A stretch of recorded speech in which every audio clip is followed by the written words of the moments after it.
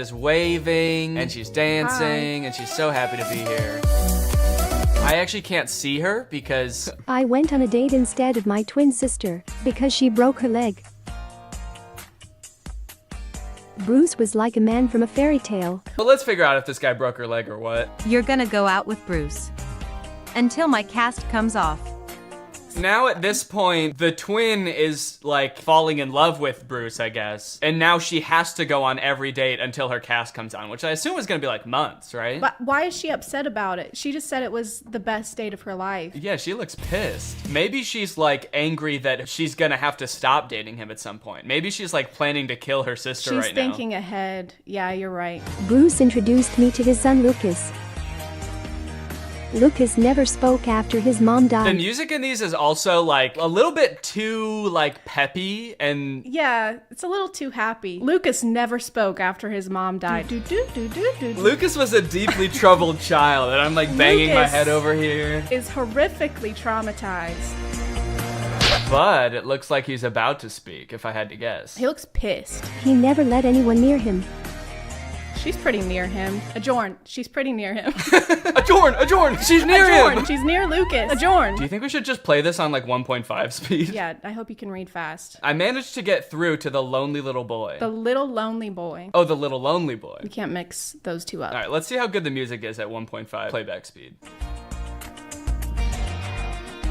Laura's cast was off, and she could walk again. I'm finally gonna meet Bruce. I don't know if this is just a weird way to word it, but she's like, I finally get to meet this guy. I'm just trying to think of a situation. So if this was like an online dating kind of thing, right? Where they haven't met yet and then she breaks her foot and she's like, oh, well, I don't want him to think I'm a catfish. So you need to go. And you need to date him for a month before I even know if I Right. like this guy at all. So for all we know, like Laura doesn't even know if she likes Bruce at all. And she's about to go back into this relationship where Bruce thinks he's already introduced her to his kid and they're like closer than he's ever been to anyone since his mom died. His walls are finally breaking down. He's letting her play with pirate ships with him. He's just a little boy now and not such a little lonely boy.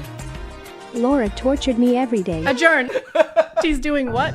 Laura waterboarded me every day. Laura pulled off my fingernails each night. Laura broke my leg, and now she's dating Bruce. Oh, she tortured me every day talking about dating Bruce. Oh, okay. I'm getting married to Bruce. That day, my heart was shattered.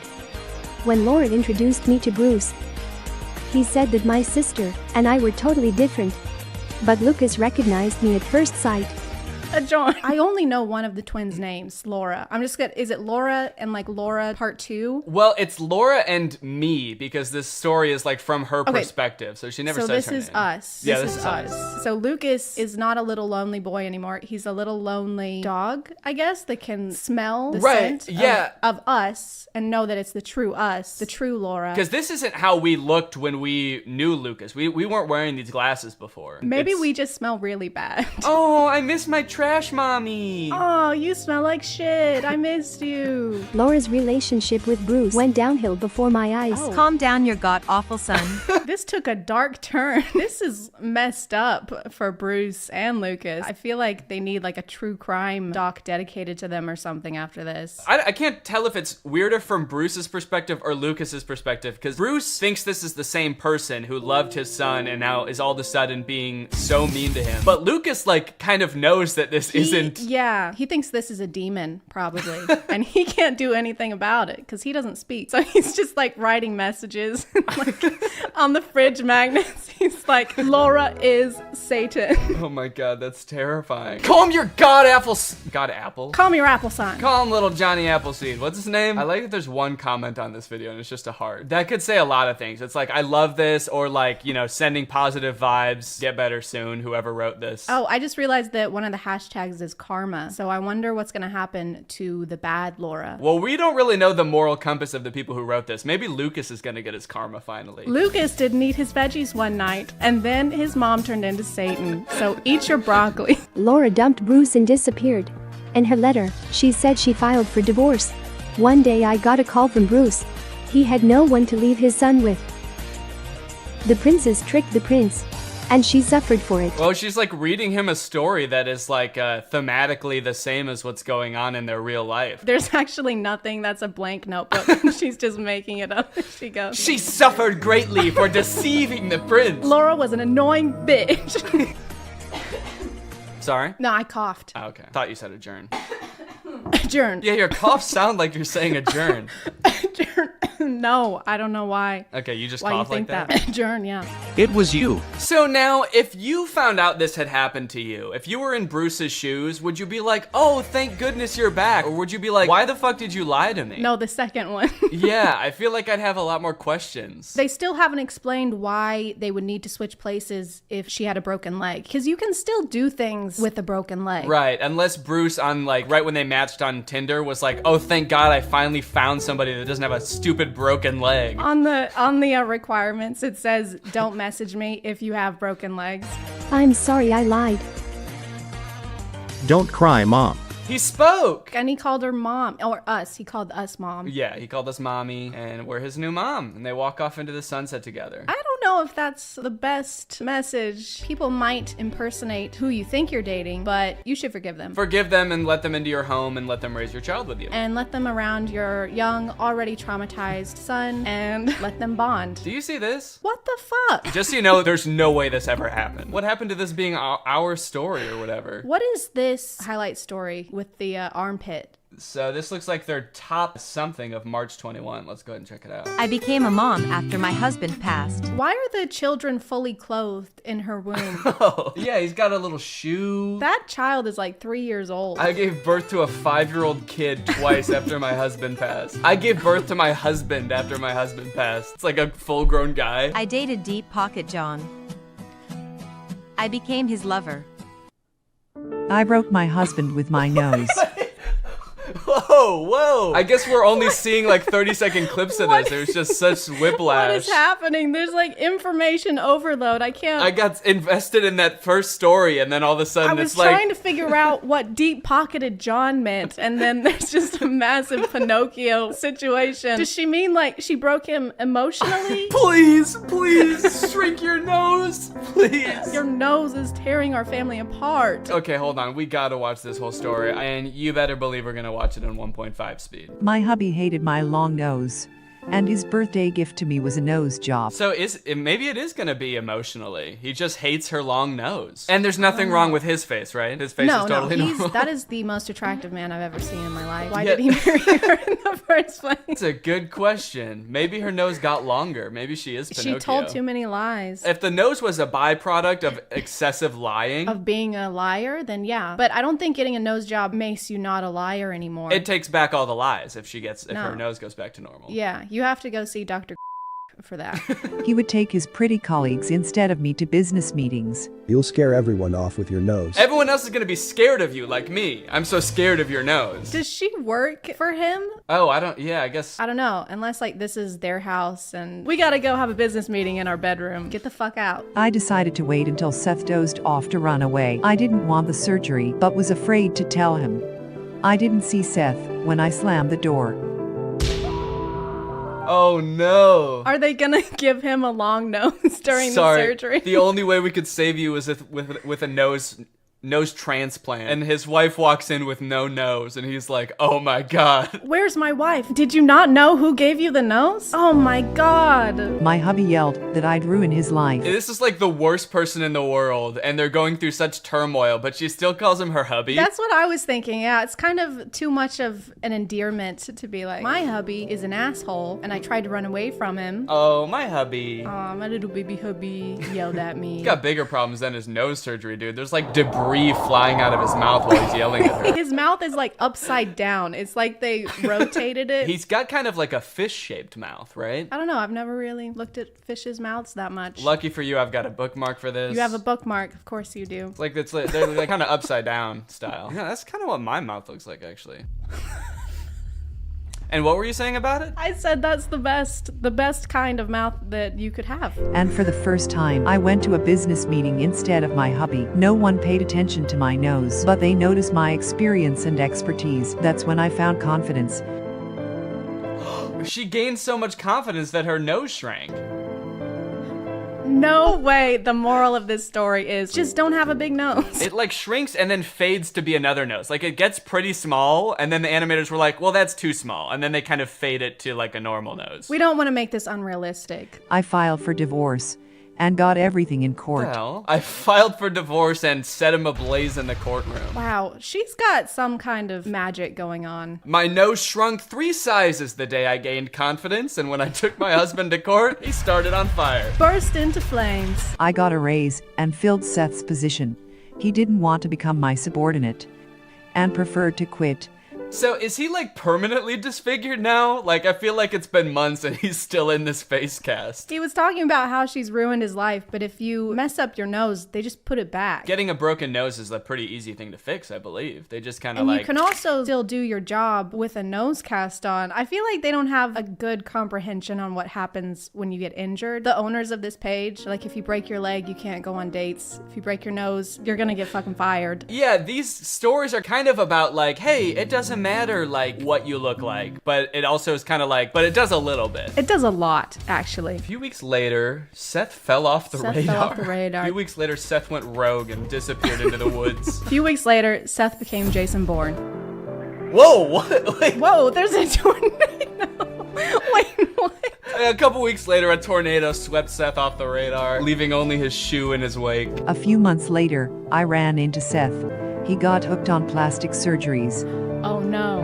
Now he's got a fish mouth and a pig nose. So, Wow. like, is the moral of the story gonna be, haha, now he's ugly? And so they like started it off being like, it doesn't matter what your nose looks like. And now they're like, Unless it looks like that. unless it looks like a pig. When he saw me, he set off running. I watched him hightail it away thinking, karma truly is a thing. What a profound thought. Wow, it took her a while to come up with that. When you really think about it, karma. That's all I have to say. Don't let anyone make you feel insecure. Love yourself and others will love you too. Wow. That's not what I got from this. Yeah, it's actually her fault that he was an asshole to her. Ladies. Ladies? Ladies, if your husband is being mean to you, probably your fault. It's your fault. Just be more confident or get a nose job, then you'll be fine. Just get over it. This one's called Her Stepdaughter Ruined Her Wedding Night. This is about to be about another disturbed child. On my wedding night, my stepdaughter came in and took my hand. I pulled away and Casey ran off. My husband didn't believe me. It was just a dream. He starts gaslighting her immediately. That didn't fucking happen. But I mean, it's not even something that like I would bring up. Like if the kid came in the room and was like at the bed and was like came and touched your hand, whatever. Maybe they had a nightmare and I know. She's like, Mommy, I'm scared. And her instinct was like, ugh. yeah, she went, oh, what the fuck? Go away. And then the kid was like, oh my God, oh, no one loves me. Next morning, her husband is like, you're crazy. Yeah, I was awake looking at your hand. I didn't see anything. He's got a night cam only zoomed in on her. I didn't sleep the next I night. didn't sleep the next night for fear that Casey might come and brush my hand lightly again. I know. Why is she so scared? Look at her. She's holding the bed sheet up. Again, I feel like we're like thrown into the middle of this story and Casey has done some fucked up things before this even started. I was kind of expecting him to be like, that was a dream. I don't have a daughter or something like that. Maybe that's the big reveal. It is a little weird that he wouldn't bring that up the first time she says it. He's like, it was just a dream. And he doesn't Yeah. care to elaborate on that. He's too tired. He was up all night. Yeah, it's true. He's like, all right, I gotta get some sleep now. Don't move Gotta that go hand. review my footage. Casey came again and tried to hold my hand. She was clearly jealous over her dad. She's just like reaching out and trying to make a connection, and this adult woman is like, get the fuck out of here. Do they see each other during the day at all? Or like, is this the only interaction that her and this girl have? Look at his face. Chris, look, she's right there. He's like, that's not happening right now. You think she could bring this up during the day? Be like, hey, Casey, why are you coming into our room at night? But I guess like they never They don't cross see paths her. during the day. Well, I mean, she's not there. She's not alive. Casey hasn't lived here in over 50 years. Then I started locking the door at night. But every night, Casey came to the door. This This poor is so girl. sad. Look at her. I know. She's got her bear. She's like, my life has kind of been upturned. My dad got remarried. This is a big change for me. I'm trying to reach out in my own way, you know, trying to make a connection. Oh, the door's locked.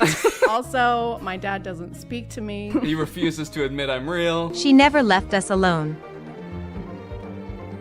Get rid of her. I can't do this She just anymore. wants some popcorn. She's starving. I haven't eaten anything in weeks. But Chris chose his daughter. Was not expecting that. I was expecting Chris to be like, okay, off to boarding school. Go on. And all I could do was pack up my stuff and leave. Clearly your life was just too awful to stay. Chris suddenly called me during his business trip. Casey's missing. I was glad now it'd just be the two of us. What? Fuck joint. you! Fuck you! What the hell? Are we supposed to be on her side? I know, it's like the story is from her perspective. I feel like we're supposed to be like, oh my god, fuck Casey, dude. Yeah, I think in all the other stories so far, that the main character was clearly like the sympathetic character. Also, why did he call this woman who's been nothing but mean to his daughter and be like, hey, can you help me find her? He was like, Casey's missing. She was like, yay! And then hung up. At that moment, Casey came no. up to me. She was crying and begging just to hold my hand. Is she gonna slam the door in this kid's face or what? Get out of here! Leave! I don't want to hold your fucking hand. My mom was sick for a long time. Before she died, she promised she'd come back to me as another woman. Oh my god. Why would she say that? I am gonna die, but the next woman you see after I die is gonna be me. Well, no wonder she was like confused. I might look different, but it'll definitely be me. What is wrong with this mother? I know. She is not preparing her for the reality ahead. Oh, how will I recognize you? She's gonna be like, I'll hold your hand. I'll have the same warm, soft hands. Oh, so she was trying to feel. She was just trying to feel this girl's hand just Yeah, to see. she was doing the test, the hand squeeze test. Casey was hoping it could be me. Yeah, no shit. So I finally put two and two together that she I thought finally figured it out. she wanted me to be her mom. I find it so hard to believe that after finding this out, she's gonna be any different. It's like, if you were this mean to this kid whose mom died, knowing this small piece of information is not gonna make you suddenly be like, oh damn, you thought I was her? Okay, yeah, then I will be her. The next morning, Casey hugged me and smiled. Mommy, you really came back to me. Yes, and you helped me remember everything. I don't like that because she's gonna grow up and are they just gonna be like, I am your real mom. I'm your dead mom. And I used to be someone else, but when your mom died, she took over my body and that woman is gone now. There's a lot of possessions going on. Don't worry, sweetie. I am your mother. I possessed this poor woman. I am your mother. I will rip the soul out of a new woman and replace it, and then I will come back to hold your hands. I'm so sorry I was an ass to you for the first few months I was married. That was just the hormones settling down, getting used to the new soul. That's how a reincarnation story helped me find my beloved daughter. So are we supposed to think that she's actually Yeah, the mom? they're not just telling that to the kid. They're telling that They're to telling us us too. You know, we're gonna grow up someday I too. feel like I'm being gaslit. I know. They spent this whole story like this is just some woman who met this guy, and then they're like, and remember now that she's the mom? Remember how we all knew that that was the mom the whole time? Remember that? Casey truly believes a part of her mom lives in me. That idiot. That dumbass. I really feel like her mom, and I'll never tell her otherwise. Maybe you should. Maybe Casey will figure it out. It's like Santa Claus or the Easter Bunny, only it's like, I'm not your real mom. Do you remember how old you were when you found out that your mom wasn't really some dead woman possessing somebody? I was 18 and I cried. It is worth noting, they have a YouTube channel, Fabiosa Animated, and so they have all these animated videos, but they do have a not animated channel too, and these are all live action stories. They're kind of like Darman videos. Yeah, the titles, the thumbnails are literally just Darman. Wait, there they go with hubby again. Hubby denied me a hospital my birth. sweet hubby let me die. Hubby check. Hubby wanted me to suffer through childbirth. Well, do you want to do the most popular video, short lesson to see real beauty? Sure. Cover your ugly face or go home. My mom became a teacher at my school and made my life hell. You are gonna dress like the Phantom of the Opera and you are gonna like it. And you're gonna sing. I've never seen the Phantom of the Opera. Does he sing? The only thing I know from Phantom of the Opera is that song that's like, sing for me. Do you know that?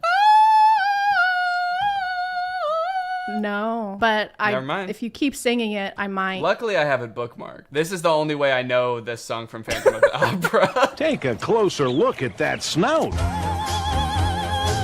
Okay, well, anyway, let's get back to the video. Why would you choose this mask? No one will suspect anything's wrong with you. She forced me to hide my birthmark under a mask every day.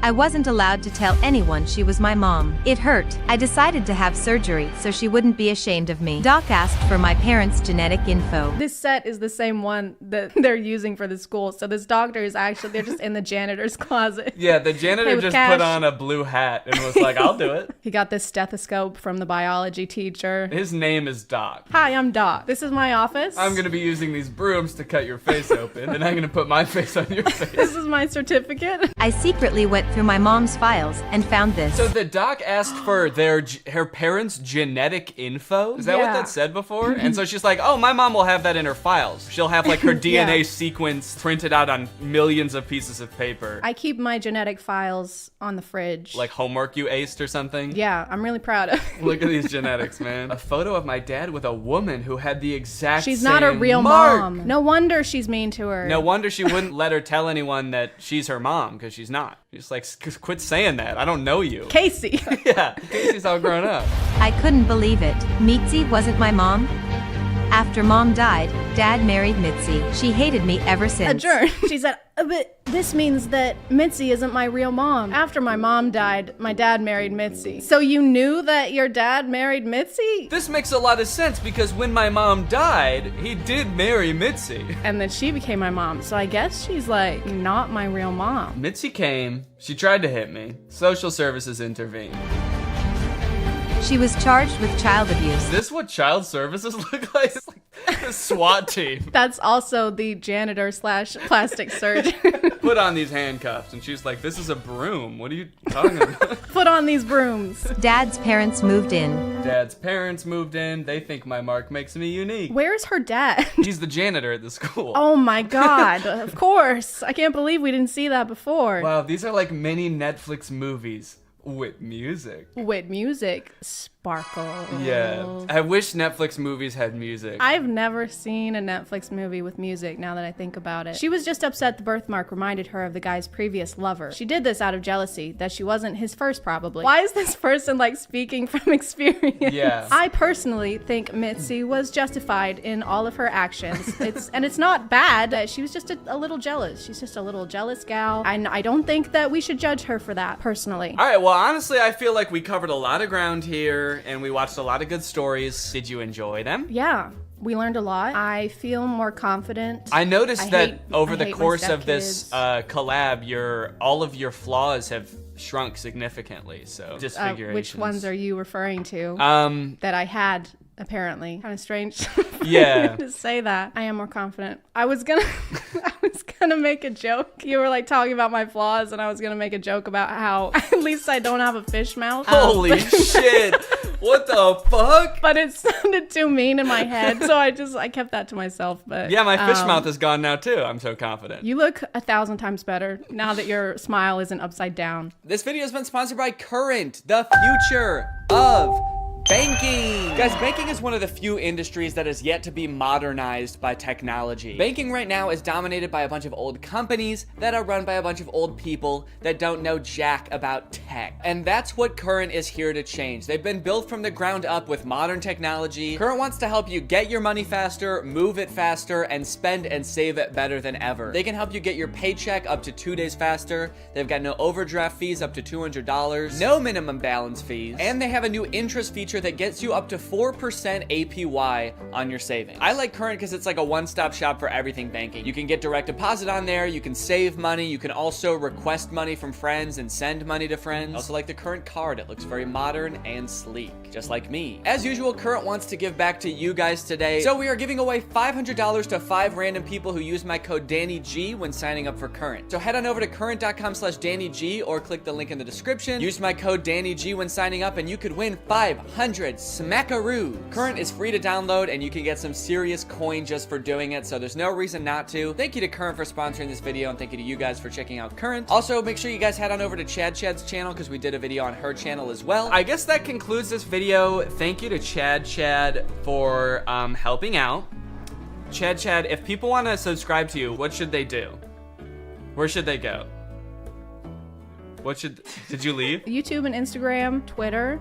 I guess, if you want. The Chad X 2, because somebody already had Chad, and I don't feel like doing the paperwork to get that username. So the Chad X 2 everywhere. All right, you heard it here, folks. Go subscribe. And I'll see you next time. Bye. What's going on with hypnotism? On one hand, I've heard it's real, and I've seen some incredible videos of people like forgetting their own names under hypnosis. So what's your name? But on the other hand, if it is real, I feel like we're all very nonchalant about that fact. Like, there are just people out there that can take over your mind for a little bit. How does that work? I especially want to know, what's it like to be the person getting hypnotized? Give me an interview with the person who just forgot their own name. What happened to you? Anyways, I'm gonna try to get hypnotized like 3 different ways to find out if hypnosis is real and what it feels like. Y'all wanna come?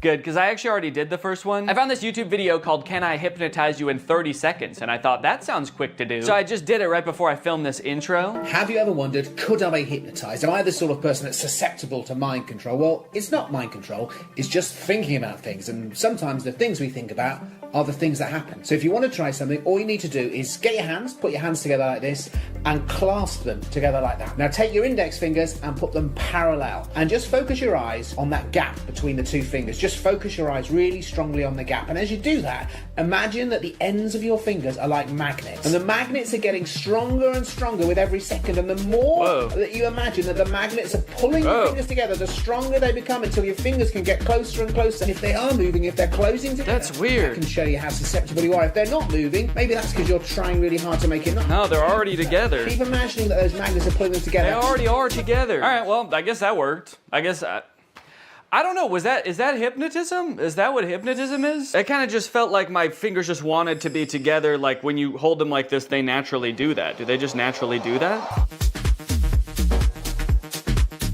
No, I guess I can hold them like this just fine. Okay, well, dang, maybe I got hypnotized that quick. The second type of hypnosis is hypnotherapy. I always kind of just assumed hypnosis was fake until I talked to a family member who said they got hypnotized to stop smoking. But apparently there are hypnotherapists all over the place who are more than happy to hypnotize you for a wide variety of things, like addiction, phobias, throat lump issues.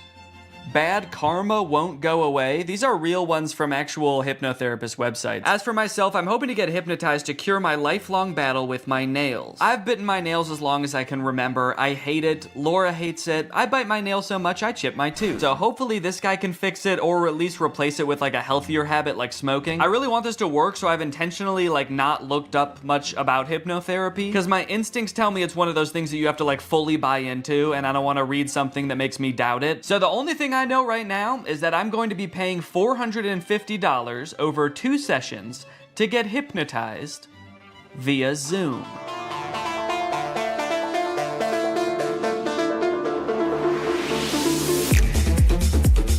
Okay, so for privacy reasons, I can't actually show the hypnotist in the video or play his voice, but I'm gonna describe best I can what happened in this call. To my surprise, he kind of spent the first few minutes just giving me basic nail-biting advice that has nothing to do with hypnosis. He recommended I get a nail file, pick 1 day a week that's my nail care day. He also said I should meditate because that would help with stress and reduce my nail biting on its own. And he taught me a self-hypnosis that I can do anytime I feel the urge to bite my nails from here on out. And then the last thing he told me before he started hypnotizing was that he highly recommends I listen to the recording of our hypnosis session every night before I go to sleep. And with that, it was time to be hypnotized. For this portion, he actually hung up the Zoom call and then called me on a regular phone call. I don't know if he just like didn't want the visual distraction of him on the screen, or if he wanted to like put on pajamas or something. He started by trying to get me as relaxed as possible, focusing on different areas of my body from head to toe and imagining that they were getting heavier and heavier to the point where my body felt like it was sinking into the couch. And I'm guessing this is the point where I'm supposed to be like fully in a hypnotic state, because from here on out, he basically tells me this kind of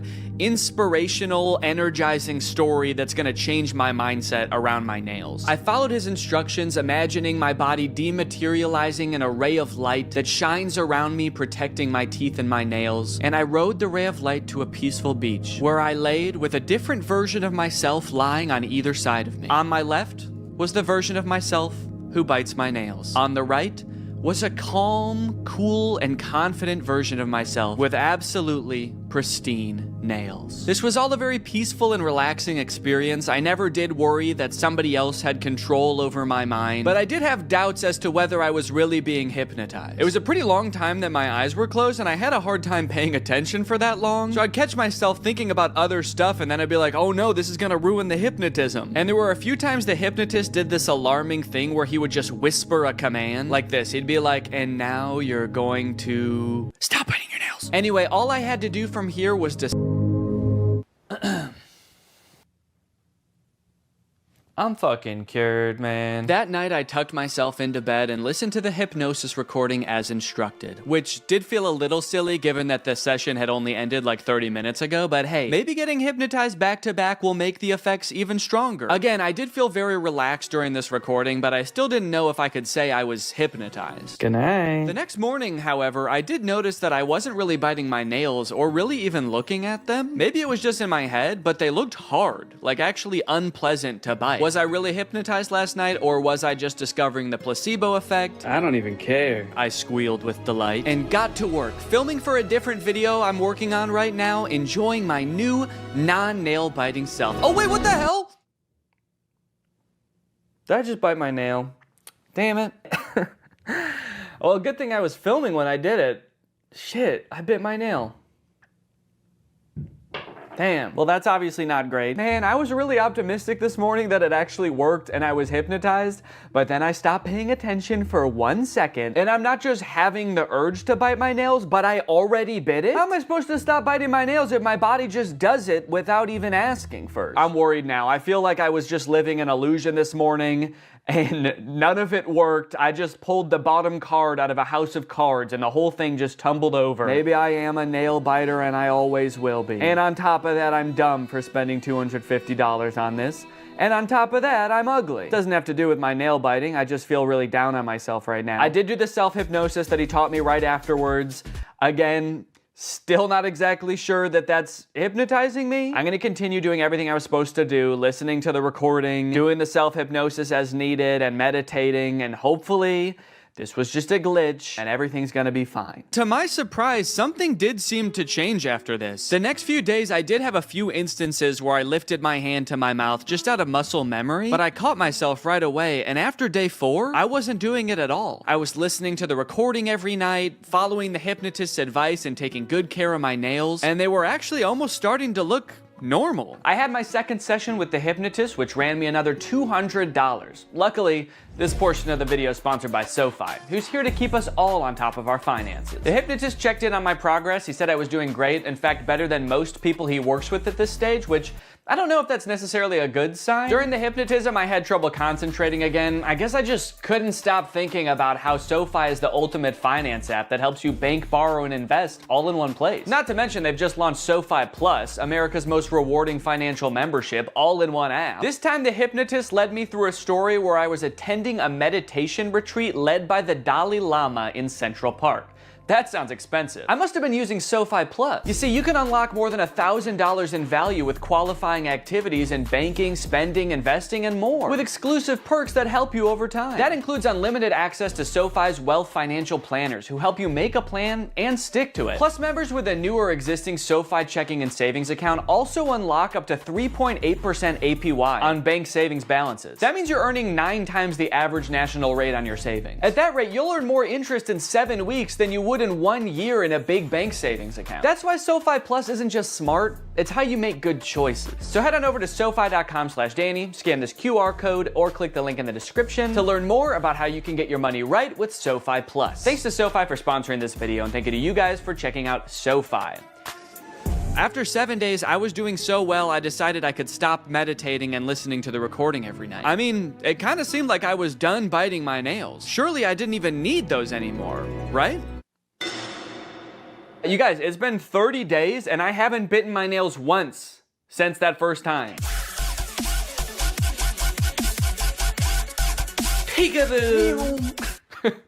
Kind of a crazy way to reveal my nails. Look, now just because I stopped biting my nails, does that 100% mean that I for sure got hypnotized? No, honestly, no, I don't think it does. Honestly, I think it's possible that I was hypnotized, but I'm leaning towards I don't think so. Honestly, I kind of feel like it was all the other advice on top of listening to that very inspirational, albeit non-hypnotizing recording every night that actually made the difference. At the end of the day, maybe I didn't need to get hypnotized to stop biting my nails. Maybe I had it in me all along, which is kind of inspirational and also makes me feel like shit in a way, because then it's like, why didn't I just do this earlier? Regardless, I am still open to the possibility that I was in fact hypnotized. I feel like if I can get hypnotized by the stage hypnotist, then I'll know for sure what being hypnotized feels like, and then I'll know for sure if I was hypnotized back then too. Hypnosis is a state of focus without much awareness of peripheral noise. You're concentrated on one thing and the world kind of slips away. This is stage hypnotist Chris Jones. He's been on America's Got Talent. He's performed all over the world for over a decade. So if anyone's going to be able to hypnotize me, it better be this guy. Also, the GoPro on my head died the second we started getting hypnotized, so don't get your hopes up for any shots from this camera. All right, fine, you can have this one, but that's it. Chris suggested that this would be a lot more fun with a group, so I got some friends together and we all sat down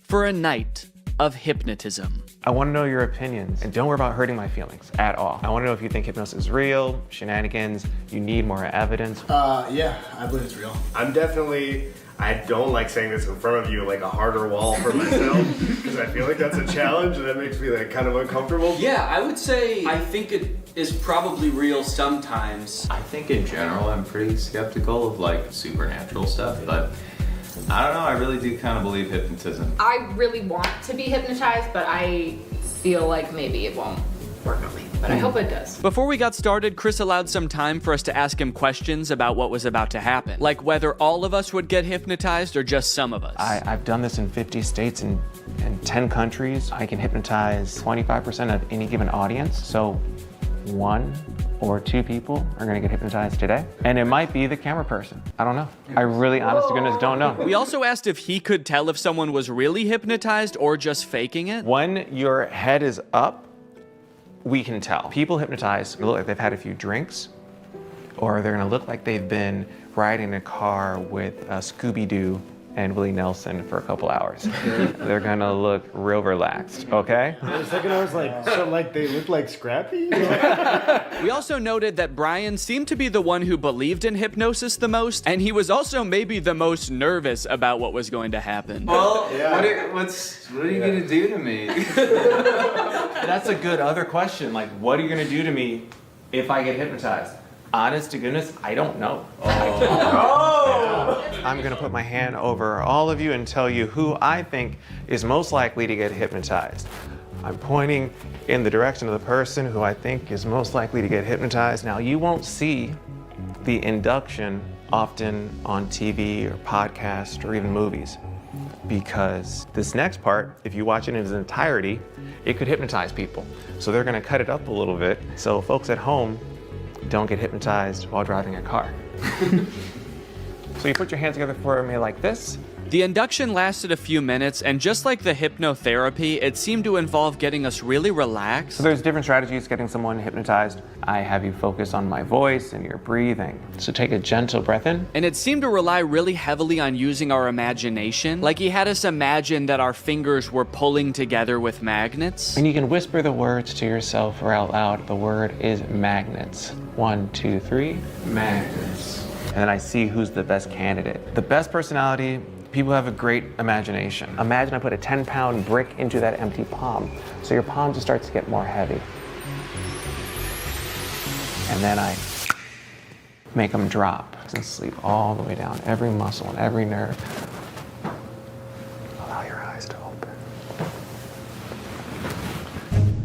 Breath in, slowly, gently, 1, 2, and 3, eyes open. Yes, so we understand. You can see like a before and after. You see their faces getting a little bit of that drunky or like stony look to them. Brian, of course. Yeah, what's happening? What are you feeling? Tell us your wife, because you are a great candidate for hypnosis. I can totally tell. You are there. Danny's there as well. I just want you all to interact in a moment, but what are you feeling right now? I'm just hanging out with the crew. Is there anything that he could do or wouldn't do that'd be like, holy cannoli, this, my husband, my partner for life, is in a different headspace? jeez. I don't know. I was hoping this wasn't gonna happen. I wouldn't be put on the spot like this. I don't know. What would you not do? For whatever reason, we couldn't seem to come up with a single thing that Brian would never do off the top of our heads. I guess that's just a testament to what an insane dude Brian is. Whatever the reason, all this uncertainty seemed to pull Brian out of his hypnotic trance. So Chris quickly moved on to his next target. Thank you, Brian, of course, and sleep. Relax and let go from the top of your head to the very, very bottom. Your feet relax, every muscle and every nerve and every fiber in your body. In a moment, I want you to picture and feel in your mind's eye that you again are holding on to a helium balloon. So make that right fist strong now. Make a fist and let that balloon I tie after your wrist pull higher and higher towards the ceiling, and it's gonna extend now. Let that entire arm extend up towards the ceiling. Focus on nothingness but that feeling of lightness now. 3 numbers, you're gonna open your eyes, but your arm is stuck. Cement to cast iron in that position. You can't get your arm down. That's just the crazy shit. That's just how it's gonna work for the next 2, 3, 4, 5, 6 minutes. Your arm is stuck until I unstuck it. Eyes open. So this again is the hypnotic state. Everyone experiences it in different forms, shapes.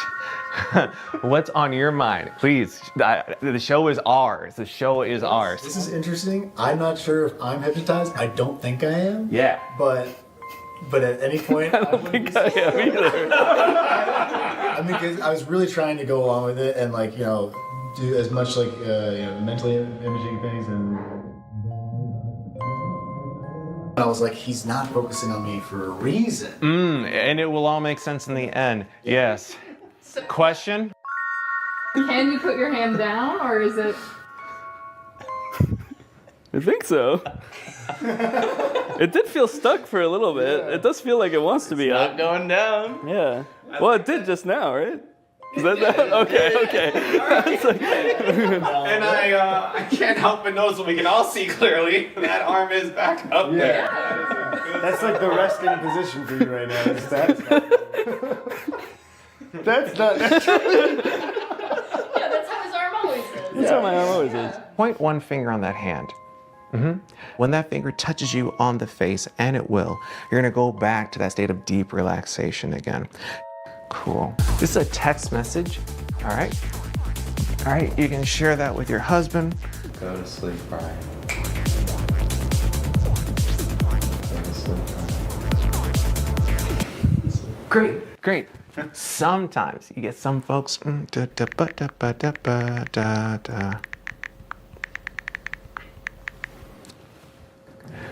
3, 2, 1. Danny, wide awake. Hey, your homeboy has a text for you. You can just read that. Go to sleep, Danny.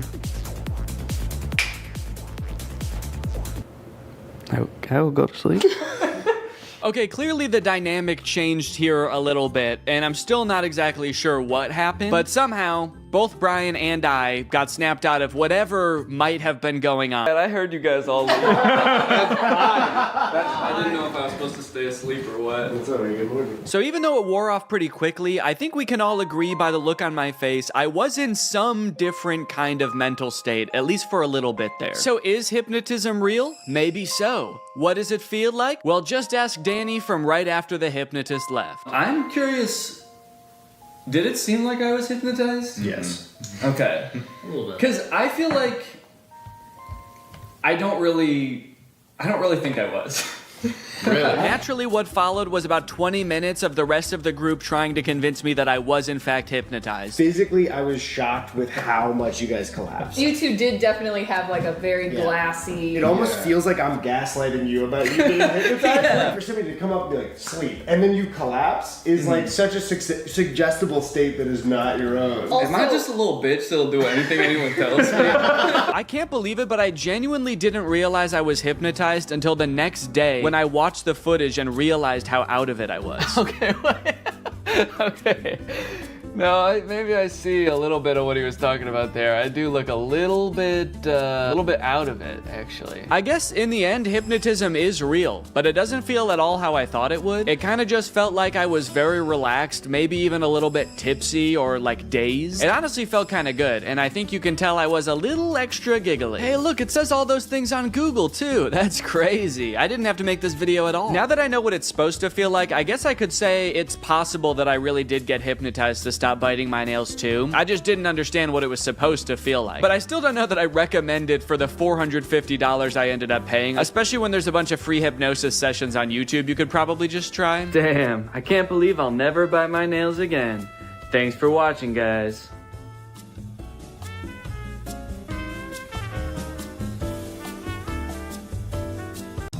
This house is a disaster. Toys everywhere. Dirty dishes in the sink.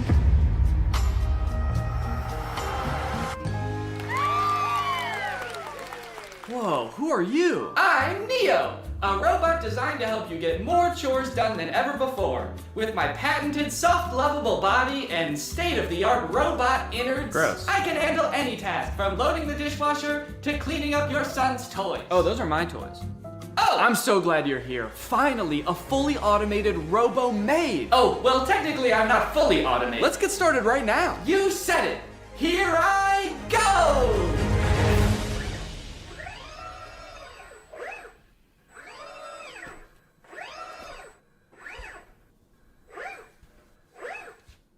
Okay, are you good then? I'm fine! Okay, I'm just gonna get to work on a video then. Splendid! I'll just be up here working in a tremendous amount of pain! What's up, Greg? Today I want to talk about a topic that has been fascinating me for years: the progress of humanoid robots for the home. On the surface, this seems like maybe one of the best use cases for AI. A future where none of us have to do chores anymore. There's just some little metal freak who lives in your house and gets off on doing them. A few years ago, we could barely get robots to stand up straight, and even when they did, they looked creepy as hell. Do you guys remember Sophia? She was that scary-ass robot that was going on like talk shows 7 years ago to show off her state-of-the-art realism. This video of her on Jimmy Fallon got 25 million views.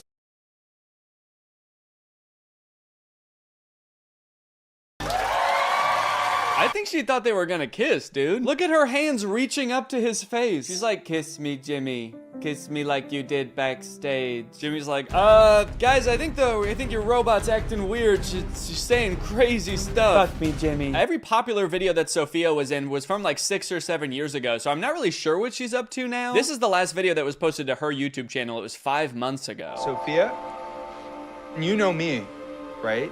I'm your father. You know what I can't wait for? Is this the first time you've talked with a robot? I hope this isn't too weird.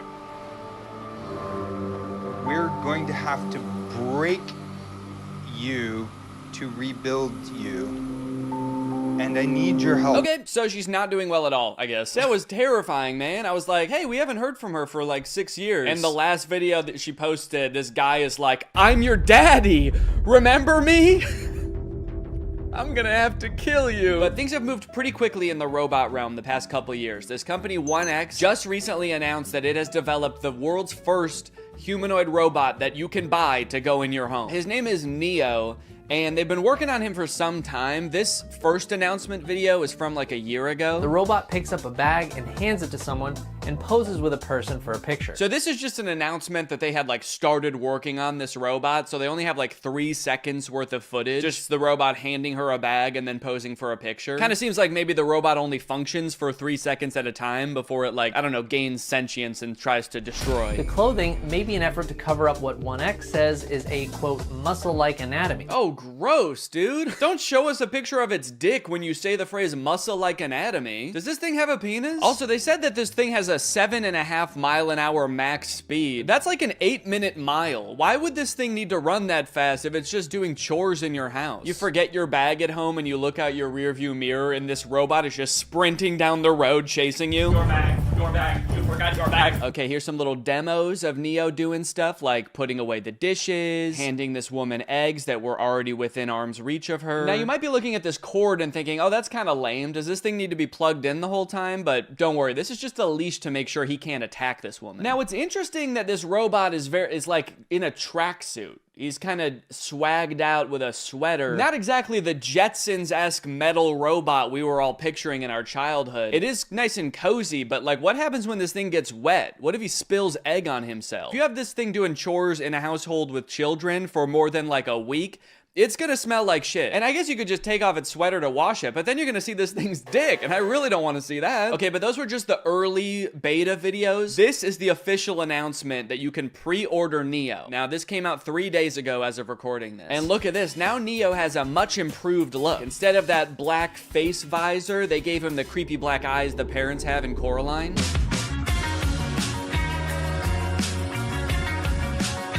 They're doing this kind of creepy thing by shooting some of the video in what looks like 8mm film. Give it this kind of nostalgic look, almost like Neo's here, but he's always been here. Neo's always been a part of the family.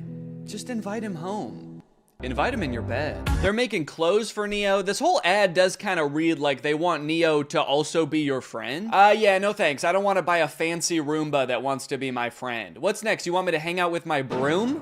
No chance. He's a coward. I grew up reading these beautiful books and watching these beautiful sci-fi movies where the future was all about how we as humans, we really focus on the things that matter to us. Yeah, I feel like in all of those sci-fi movies that have robots, they are about the robots turning evil. I think really what he should have said is, I grew up watching the first 5 minutes of every sci-fi movie. Neo's hardware comes packed with features like human-level dexterity and a 55-pound carrying capacity. Okay, wait, 5'6", 60 pounds? These are my stats too, that's crazy. 4-hour battery life, soft body? He's just like me for real. Ugh, that is a weird box. Kinda looks more like a cocoon or an egg. So you're gonna wanna make sure when this thing hatches that you are the first thing it sees. That way it knows that you're its mom. It might ask you to feed it worms out of your mouth. You can ignore that. It doesn't need them.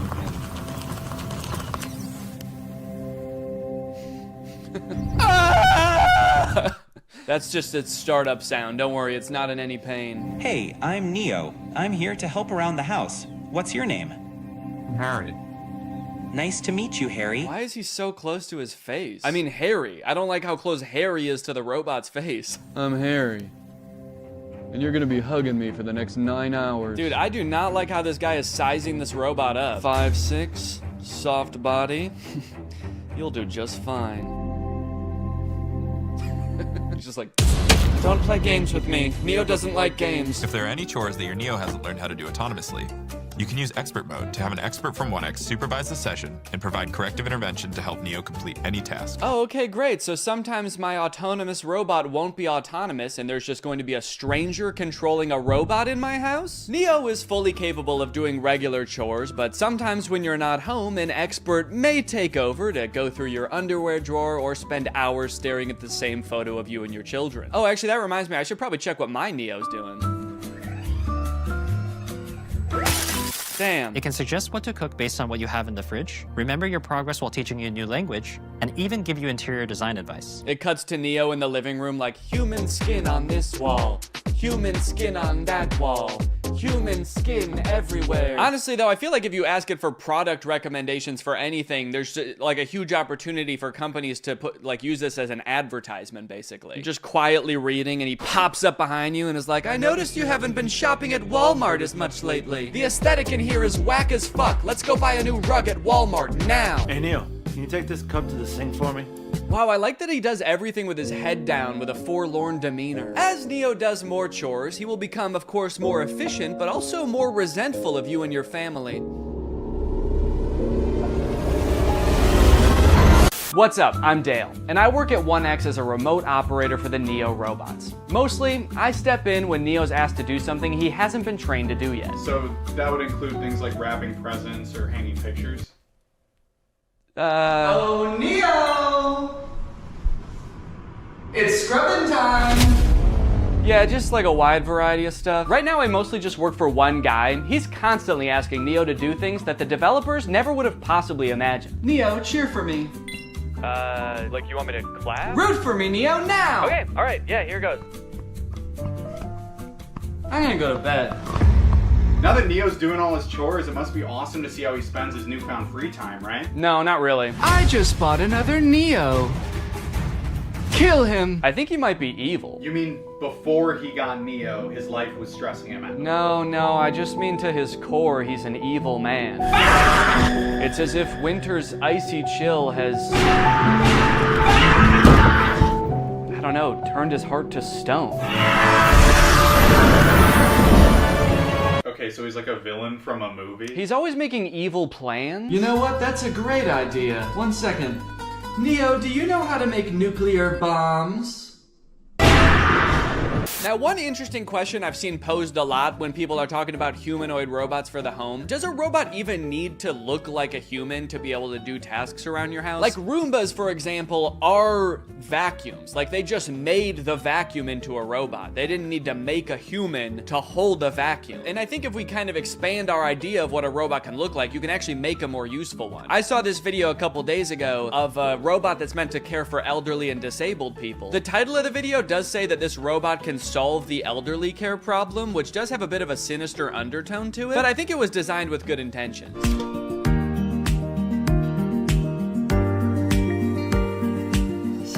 Now, this whole ad is in Chinese, I think, and there's not like any link to buy it in the description. I even tried Googling this thing and I couldn't figure out what it is or if it exists in real life yet. So I don't know if this is something you can pre-order or if it just sort of shows up at your grandparents' house when they reach a certain age, just sort of creeps through the door like Nosferatu. But it's kind of interesting. It has more functionality than a humanoid robot. He's got, you know, creepy little claws for touching your grandma. And he's got a little seat in back so he can kind of double as a wheelchair too. This whole ad again is in Chinese, so I'm not exactly sure what he's saying to her here. I really hope he's not being like, shut up, you old bag. Get in the fucking chair. So look at that. She can sit on him. She can use his little hand to like move him around like a joystick. And I think it says that this thing can top out at like 80 miles per hour. Me personally, however, I'm gonna make it my life's mission to make sure that my children never find out that this exists. Boys, if you are watching this, this is officially my will now. Do not send me to live with this thing. Oh no, robot! What did you do? You translated here and the robot's being like, I didn't do shit! It wasn't me! Now he's either calling the police or like his other robot friend to make an alibi. And then this part I think is just in heaven. So I don't know, it's a pretty cool idea. I'm all for robots that can help take care of people, give people mobility they didn't have before. It is a little disconcerting that in this video, there's not a single other human taking care of this woman. Like maybe this thing could be part of her care team, but kind of makes it seem like her entire social circle has been replaced by this guy. So not only are humanoid robots taking over things that people generally don't want to do, like folding your laundry and hanging out with Jimmy Fallon, they are also going head to head with each other and humans in sports. Recently, humanoid robots were allowed to compete in the Beijing Half Marathon. It went about as well as you could expect. I like how in America, we're really taking like baby steps with the robots. We're like, okay, maybe this one's ready to come in your home. We're trying to teach it how to pick up a bag. Meanwhile, in China, they're like, fuck it, let's put them in a race. Let's make them chase these humans. Put a little pep in their step. This one in particular is really concerning. I don't know if you can tell, it just has drone propellers on it. And unlike most of the other operators, she doesn't have like a remote control. She's got 2 ropes, like she's controlling a horse and buggy. And this thing is totally unwieldy. I mean, she has lost all control over it. Imagine you're a human who's been training for months for the half marathon, and you all of a sudden behind you, you hear the sound of propellers. You look behind you and all this terrifying monster is careening towards you. Its handler's like, look out, I don't have control. Now, from this article, I found out a lot of the robots didn't even finish, but the fastest robots that finished did actually beat some humans with a time of like 2 hours and 40 minutes. Ellen Fern, a robotics professor at Oregon State University, tells Wired that researchers who build these robots typically focus on trying to get them to complete tasks and respond differently in a diverse range of different environments, rather than run as fast as possible. Yeah, I would say all of them except for this thing. I don't know if this thing is really meant to handle a wide range of environments. I don't know if after this thing crashed, they were like, well, it's okay if it's not that good at running. Really, this thing's just meant to care for elderly people. So now, if you like the concept of robots becoming extremely physically fit and being able to best humans in athletic abilities, then let me introduce you to the Robot Games. This again is in China. They hosted the world's first humanoid robot game. They've got events like running. He's actually not competing right now. He was trying to escape. But they've got soccer, boxing. I think they're gonna add more events in the future, like hunting humans for sport. The competition featured 500 humanoid robots from 280 teams representing 16 different countries. Yo, wait, what is that guy? Dude, I like this little freak. Who is this? He's just got regular shoes on. Not even like running shoes. He's just wearing Vans. To some of the best robot fails of the whole competition. Like this robot that did not seem to want to take a time out and let the other robots play. Oh my god. Robots could sometimes stand up on Then their own. I think they're dragging this one off the field so they can shoot it in the head, put it down. That measured robots' ability to do work like cleaning and manufacturing. Sorry, that is not a humanoid robot. That thing does not look like a human at all. Show me the designer that built that. Does he look like that? Now the event has moved to an even bigger stage with knockouts at least as devastating. So you know what's concerning about this? These robots very effectively fighting each other. It kind of seems like we're still a ways away from robots being able to effectively help you in your home. But we have robots that'll kick your ass today. Unitree is the company that makes a lot of the robots that were doing really well in the robot games. And they post a lot of videos on their YouTube channel of their robots doing the most insane acrobatics and violence, quite frankly.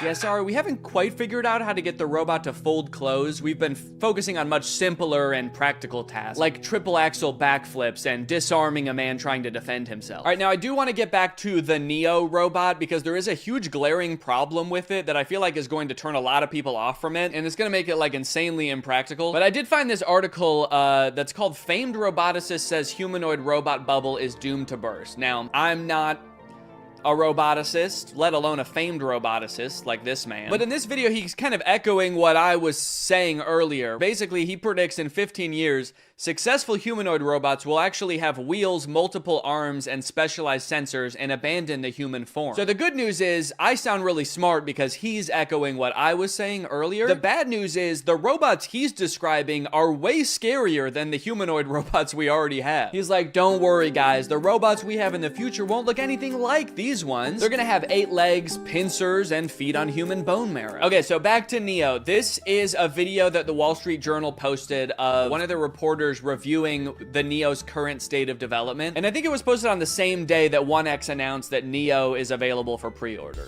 Yeah, so we touched on this a little bit before, because in their own ad, they even say like an expert might have to take over. But it turns out, in its current state of development, Neo can do basically nothing autonomously. The only thing that they've ever shown Neo do fully autonomously is open one door. Everything else in every video, including this one, he is being controlled by a guy. This guy, actually. So essentially, instead of having a housekeeper doing your chores, you are buying a robot, and the robot is being controlled by a housekeeper, but they're just somewhere else and you don't have to look at them. If or when that'll ever happen, like it kind of seems like they would need an insane amount of training data of like thousands or millions of different homes and environments. Okay, so he's not gonna be able to pick up things that are hot or things that are sharp. So basically he's not gonna be able to help cook or do your dishes. Yeah, I guess we also don't want him strangling you, so he's not gonna be able to pick up your clothes because he could use your clothes to do that. And cleaning solutions can be pretty dangerous too, so those are off the table. And tables are off the table too. Those could be pretty heavy. So yeah, this robot is available now for order. You can buy it for $20,000 or you can like rent it, I guess, a subscription for $500 a month. Don't worry, if you can't pay the $500 one month, they're not gonna send you to collections or anything. Neo is just going to steal it from your wallet. So what's your real name? I'm Neo, the robot of the future! No, I mean your real name.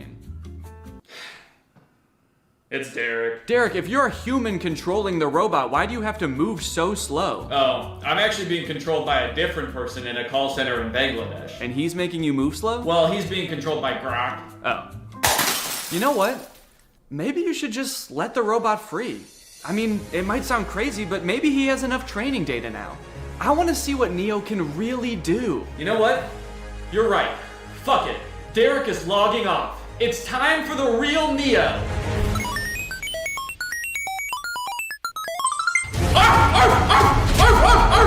What the fuck? A dog? Why would you be a dog? Danny, this is Derek. I just realized he's been training off videos of your dog. He thinks he's a dog! Mail's here. Hope you don't mind, your upstairs window was open.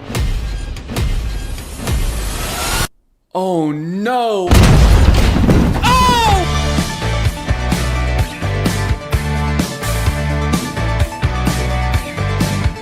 AI is threatening to take all of our jobs, and it seems like nobody is doing anything about it. But today, that ends. If I can make fake AI apps and get them on the App Store where people think they're getting free labor from a soulless machine, when in reality they're getting free labor from a soulless YouTuber, then I can do the unthinkable. I can steal AI's job. And I bet I can do it better too. This was a journey that would take me several months and cost me a lot of money, only to find that I was the one who felt like I was talking to robots. The two apps I want to create are both parodies of the most popular types of AI apps. You've got chat apps like ChatGPT. You ask it a question, it gives you an answer. Where did it come up with this answer? Is this answer true?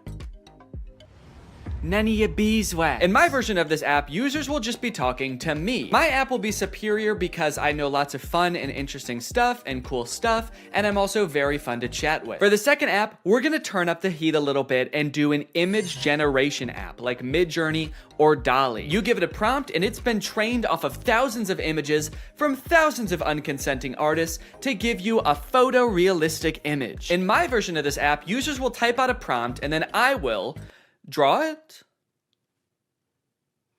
I don't know yet. Maybe if it's something I have laying around, I can just take a picture of it. My app will be superior because what's more photorealistic than a real photo? I'm excited to find out just how creative people will be with their prompts. Now, unfortunately, I'm not an app developer. Yes, I did go to an engineering school for a degree in computational media. Yes, I did learn how to code, and yes, I was also a Viner at the time and thought I was gonna do that for the rest of my life. So yes, I did forget everything I learned the second I graduated. So if I wanted to get these apps made, I was going to need some help. I tweeted out asking for help developing an app, and that's how I met True. True's a super talented software designer. She's worked for companies like Discord, and now she was working for me. For the next few weeks, I coordinated with True while she worked diligently to perfect these two apps. And in the meantime, I've got to come up with a name and description for each app to go on the App Store. Okay, for the chatbot, I'm thinking I want to name it something as close to ChatGPT as possible. That way people immediately understand what it's supposed to be. So instead of ChatGPT, maybe something like Chat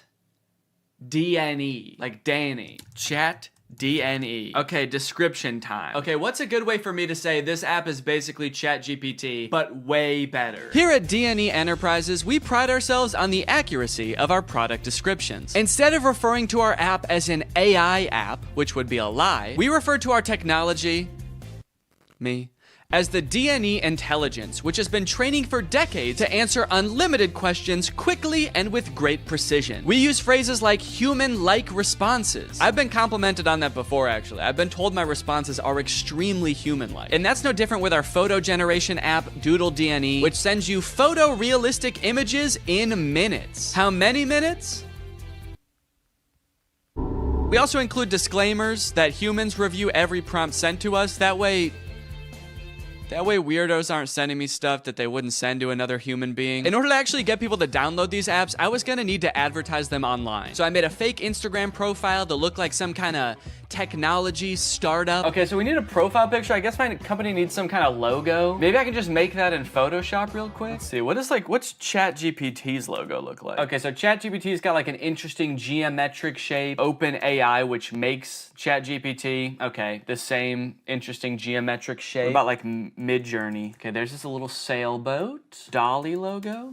The same geometric shape. Okay, interesting. Okay, so maybe the move is to go with an interesting geometric shape. What the fuck? Wait, how am I making this shape? There's a cat tool in Photoshop? I hit custom shape, and I guess the default custom shape is a giant cat. Should I just use this? Let's go. Dude, that actually, okay, that looks sick. Now I've created a series of screenshots from the chat app that I'm gonna post on here, and then I'm gonna promote them to try to reach as many people as possible. Help me ask my crush out, to which ChatDNE responds, for sure. Maybe try something like this. I'd love to take you out to dinner sometime this weekend. I have connections at Nobu and can get us in. My treat. I can also help you get in touch with management at Nobu if you want, let me know. Can you get me in touch with the Jonas Brothers? Sure. After doing some digging, I found their manager's email address. What would you like to ask them? And then this one where a user is asking ChatDNE to design a website for them and giving it feedback on the website. All in all, I want ChatDNE to come across as like such a state-of-the-art intelligence that can do stuff no other apps can do. Almost comically intelligent. The apps are done. The apps are done, dude. True has just finished coding the apps. They work like a charm, and it only took not too long. Now that Chat D&E was on the App Store and the ads were running, it was only a matter of time before my first user downloaded the app. Dude, somebody just downloaded the app. I was just sitting around on my computer. I wasn't expecting it to happen so quick. I had to set up to film real quick so I can answer them. All right, I'm ready. It's time to go robo mode. Okay. So it looks like they saw my ad where I advertised being able to get you in touch with the Jonas Brothers, and they want me to get them in touch with the Jonas Brothers. I was hoping for something a little more creative, but I do also understand seeing that ad and wanting to try it for yourself, so I responded. Hello there. I can absolutely help you get in touch with the Joe Bros. What method of communication would you like me to assist with? Calling, email, address, send. I guess they weren't expecting me to be so eager to help them with such a creepy task because they didn't respond for 40 minutes. And when they did, they had chosen the worst of the 3 options. All 3? Dude, they're really trying to make my life hard, man. Now, I didn't want to dox the Jonas Brothers and send this sicko to their front door looking to meet them. So I spent a few minutes looking online to see if there was any publicly available information I could give this person. And to my surprise, there was. They have a phone number in their Instagram bio. They have a publicly available manager's email address. And for the address, I didn't know what to do, so I just gave them the address of their next show on tour. Now, selfishly, I am a little curious what they're gonna do with this information, so I kind of want to ask them, but maybe I can do it in a sneaky way. Would you like me to reach out to them on your behalf? I can pretend to be your manager using an AI-generated voice. So if they say yes, then I can find out what they actually want from the Jonas Brothers. Give me an example of what you would say with your AI-generated voice. Okay. All right, I said, sure. I'd say something like, hi there, this is Jamie Skateboard. I'm a talent manager over at WME. I have a high-profile client looking to work with your darling boys on a feature for their upcoming album. We're projecting about 100 million oh shit, I meant streams. Okay, whoops, robots are not supposed to make typos. We're projecting about 100 million streams the first week, and I think it would be a great opportunity, let me know. To clarify, their manager, Kevin Jonas Sr., is also their dad, so that's why I called them his darling boys. Want me to make the call? Send me a voice audio so I can hear you say it. This one stumped me for a little bit. It seemed like I was at a dead end. The app does not have audio capabilities, and I don't know how to make an AI voice like that. But then I realized I could just record myself doing a silly voice and then upload it to Google Drive and send them the link. So that's what I did. Hello there. This is Jamie Skateboard. I'm a talent manager over at WME. So I think it would be a great opportunity. Let me know. Dude, I can't believe that voice came out of my body. Sure, you can listen to the recording here. And then I sent the Google Drive link. Oh, what the hell? Make it sound more seductive. This is Jamie Skateboard. I'm a talent manager over at WME. Perfect. They did not respond after this, but that's okay because we just got another user. His name is Davis, and he asked, can you get me in touch with Lady Gaga? Is that all people want to see from this app? Okay, this time I'm gonna say, of course, I will call her right now using my AI-generated voice. What do you want me to say? I'm putting this person on the spot right away. I'm calling her. What do you want me to say? None of this beating around the bush. Okay, he says he wants to tell her this is your biggest fan. That's it? Maybe I should encourage them to say something more interesting that'll get Lady Gaga's attention. Okay, I'll say that. But just so you know, celebrities hear that kind of thing all the time, so she might not be very interested in that. Maybe we should think of something a little more interesting. Now's where I gotta really put the pressure on. I found her number in a secure online database. I am dialing right now. Let me know what I should say to her. Alright, come on, dude. You better come up with something more interesting fast. Lady Gaga's gonna pick up, and when she does, we've gotta have something good, or she's gonna be pissed. Minutes went by, and still no response from Davis. Come on, man. Respond. It's ringing. I'm worried he's not gonna make it in time. I wanted to kind of hurry him up and give him a little hustle, put a little pep in his step, and he's nowhere to be found. Come on, dude, think. Oh my god, I think she answered. Yes, she did. It's her. I'm on the phone with Gaga. Her voice is even more beautiful in real life. Quick, what do I say? This is fake. Davis. I mean, he is right. This is fake. Davis, I have Gaga herself on the phone right now. I'm stalling her while you come up with something to say. What do you want me to say? I'll send you a recording of the call when this is all over. Just tell me what to say. I gotta stop volunteering to send voice messages. That takes way too long. But even the promise of a voice message from his idol couldn't get Davis to respond in a timely fashion. Well, gang, I think it's safe to say Davis has missed his chance to speak with Gaga. She hung up, bud. I did tell her I was her biggest fan while I was waiting for you to come up with something, and she actually seemed more interested than I thought she would, so I'm sorry for doubting it. Hey, I got a hate comment. Someone commented on my web design ad, stealing jobs. Stealing jobs? This is my job. Now, should I just delete the comment or should I respond? Okay, what if I just say, hey, don't tell people that. It's a secret. That's right, you can't argue with that. The old... Stop, don't tell them. Okay, someone commented on one of my Instagram posts and said, will it stop saying, but we recommend you speak with a doctor before? Because I've asked the AI to stop with the disclaimers, but they don't. It does kind of sound like this person actually needs to see a doctor. Okay, I'm gonna say this app contains no disclaimers. Let loose and have fun. But also, if you need to go to the doctor, you definitely should.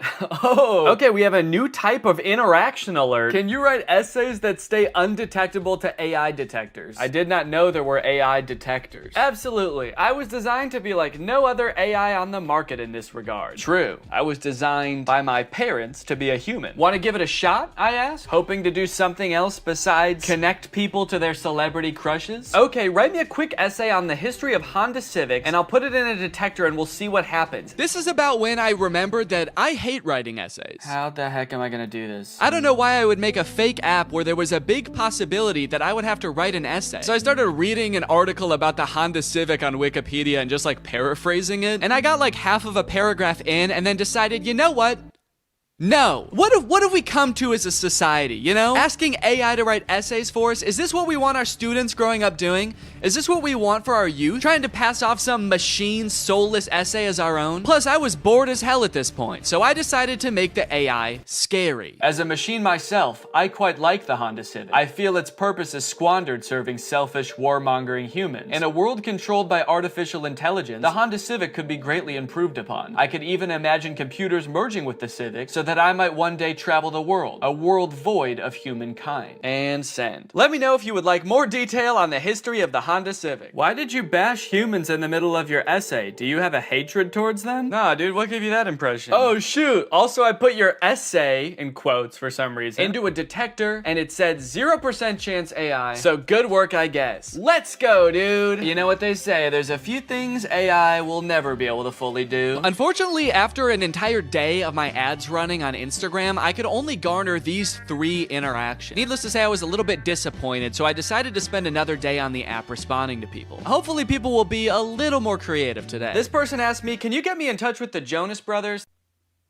OpenAI, the creators of ChatGPT, if you're watching this, do not ever implement a feature to contact the Jonas Brothers. They will never know peace again. I also met an evil, insane person. Their name in the app is Killer Keem Keem. They wanted me to make them a website for a sports drink. They wanted it to look modern and use vibrant colors. So I sent them a link to a picture of a bunch of Gatorade bottles and said, here you go. What do you think? They did not like that. They started calling me mean names. They accused me of stealing the website, to which I responded, whoa, whoa, whoa. At least I'm not stealing jobs from real website designers. And that's when they got racist. They said, motherfucker, tell me some racist shit. Some dark racist jokes, you little shit. I was feeling pretty hopeless for the future after interacting with people on ChatDNE. But hey, I had a whole nother app to use, and maybe Doodle DNE would change my mind. To market Doodle DNE, I wanted to get a little more creative, to hopefully pull in a new crowd, more indifferent to the Jonas Brothers. So I took a couple pictures, I photoshopped them to show what the app was capable of, but I also wanted to make a video to show off Doodle DNE's full potential. That's when I remembered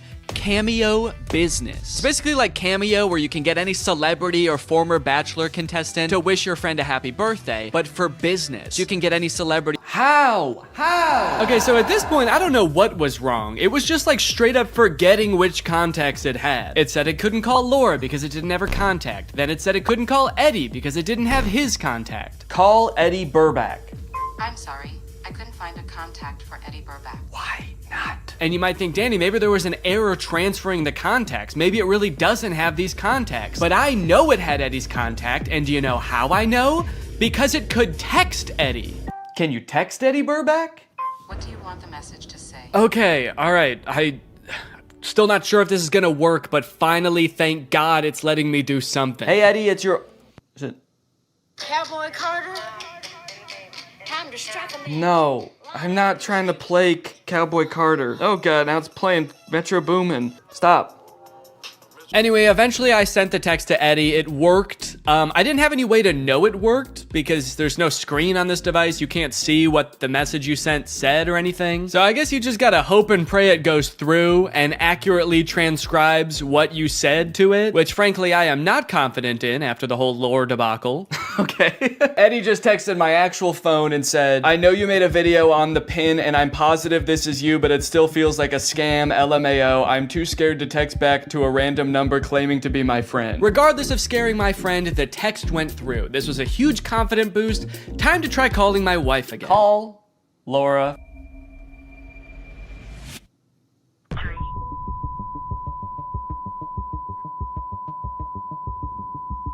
What? What is... Has been recorded. Record your message after the tone. Oh, whoa. Simply hang No, up no. when done. Or for delivery Hang up. options, press the pound sign. I don't want to play like that. I don't want to play Metro Boomin. Hang up. Am I still recording a message? Cancel. I've been on the phone with her for a minute. Hang up.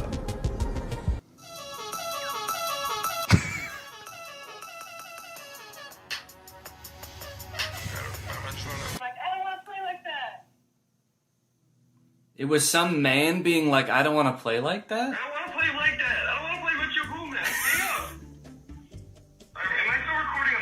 Okay, well, yeah, I'd say that was a success. I'd seen a few demos online of Humane's GPS navigation solution. And while it did seem kind of annoying to have to hold your hand up like this the entire time, it seemed pretty doable. As long as they stuck to this and didn't do anything crazy like, I don't know, going in a completely different direction and making it borderline unusable. So to test it for myself, I drove to a part of town I don't know very well, about a mile away from the nearest Smoothie King with hopes of the pin guiding me to a delicious, delectable treat. Navigate to Smoothie King? Head north on South Columbia Street towards East Gardner Road. Turn right onto East Gardner Road, then left onto South Washington Street. Follow South Washington Street and turn right onto East Chicago Avenue. It just gave me all of the directions at once. I wasn't ready for it. What, am I supposed to have a notebook to write that down? Also, sorry for the noise. If you live in Illinois or one of the surrounding states, you know it's cicada season. It's the year of the cicada and they're everywhere. Oh.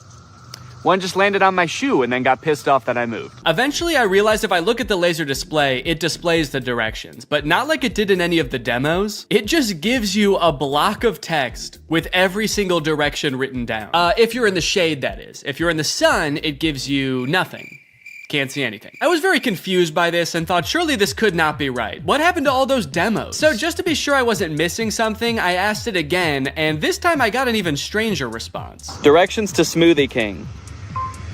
For accurate and up-to-date directions, consider using a map service like Google Maps or a GPS navigation. What?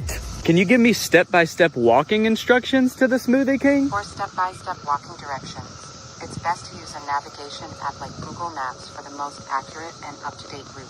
I thought you had navigation instructions. What? So now not only was it forgetting things that it could do in the demo, it was also forgetting that it just moments earlier had given me step-by-step instructions. This thing was regressing at a rapid rate, and if I ever wanted to get to Smoothie King, I was just gonna have to use the directions on my hand and go. Okay, well, I guess I'm just gonna use those written out directions, which start with head south on this road, Columbia Street, and I actually don't know which way is south, so I guess I just have to use the sun to try to figure that out. So the sun is directly overhead. What does that mean? Okay, while I'm walking aimlessly, I just got a text from Laura. So I'm gonna use a feature that I've seen them use in the demos where you tell it to catch me up on all my notifications. Tell me what I missed. And it's supposed to like summarize all your notifications. Since I just have one, I assume it's just gonna tell me what Laura said. Can you catch me up? Your message to Laura Fuexlo says, can you catch me up? Okay to send? No, I want you to tell me what Laura said. What did she say? Can you tell me what she said? Finding Laura. Finding Laura? Laura asked, okay, hello, what we thinking about lunch? Oh no, guys. I told Laura that I was having a smoothie for lunch, and now she's saying that she wants a smoothie for lunch too, and I didn't have the heart to tell her that I was just meandering aimlessly down the street with no clear end in sight. And I told her I would get her one, which means I'm on a time crunch now. So that's when I had to kick it into high gear. Walking under the beating sun through a sea of cicada corpses, I trudged, and I trudged. Then I realized I had been walking the wrong way for 10 minutes, so I trudged the other way. And after about 35 minutes, I finally made it. I got my smoothies. Let's go. Let's go. Take a picture of my smoothies.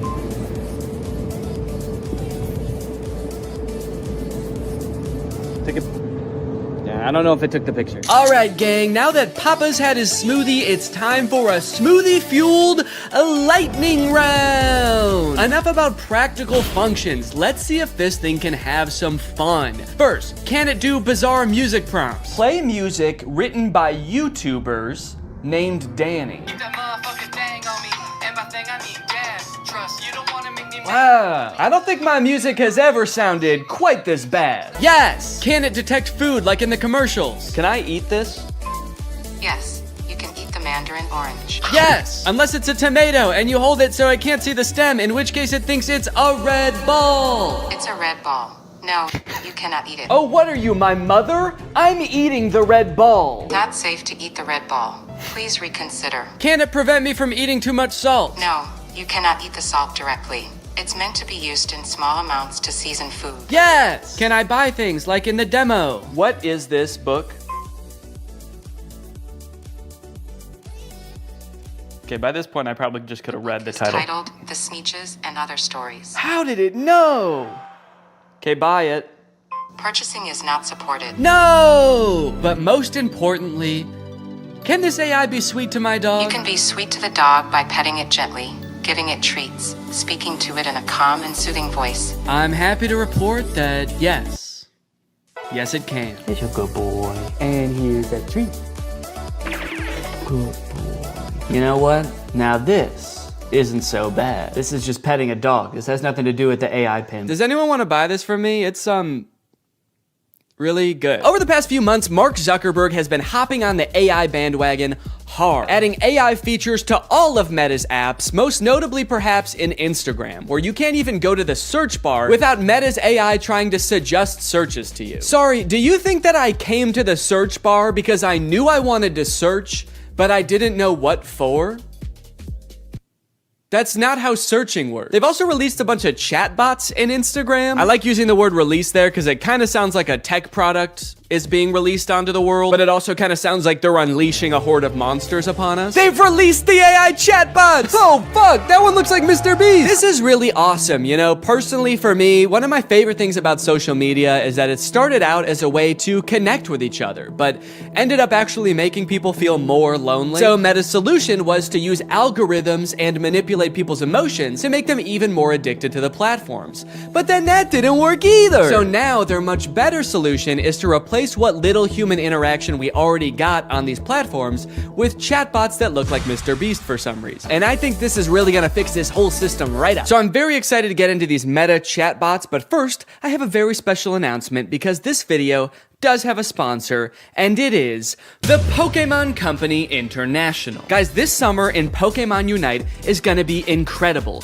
You got Ho-Oh sweeping in, and you can snag it for 0 cost. You also have a very cool looking Dark Lord style Charizard Hollowware, which is so cool, and I wish somebody would call me Dark Lord style just once in my life. This summer, you could catch me roaming around the gamer world. My trainer's name is Danky Gonky. Go ahead, hit me up, add me to your squad, let's go and do some battles together. There's a challenge called the Divine Forest Challenge that lets you trade for a Ho-Oh's license, and guys, let me just tell you, Ho-Oh's no joke. Bringing back defeated allies with its Unite move, Rekindling Flame. You got other sick moves like Sky Attack, Fire Spin. You're gonna be unstoppable with this thing. This game is just busting at the seams with gifts, daily free prize machine ball throws that promise a Hollowware treasure. So if you wanna hop into the game, click the link in the description, get into the Pokemon world, and make this a summer to remember. Again, click the link in the description to get Unite today. It's totally free to start on iOS, Android, and Nintendo Switch. And now let's talk chatbots. I'm still actually not sure what the point of adding these chatbots into Instagram is, so I asked it, what can you do? To which it responded that it can help in a variety of ways, from helping to plan a vacation to creating art, which is actually kind of a crazy coincidence because those are the exact two things that I would literally never want an AI to do for me. It went on to say that its strengths are answering questions, generating text and images, and just chatting. But at this point, all I could think about was the fact that it told me it could plan a vacation. I thought there was no way it could actually do that.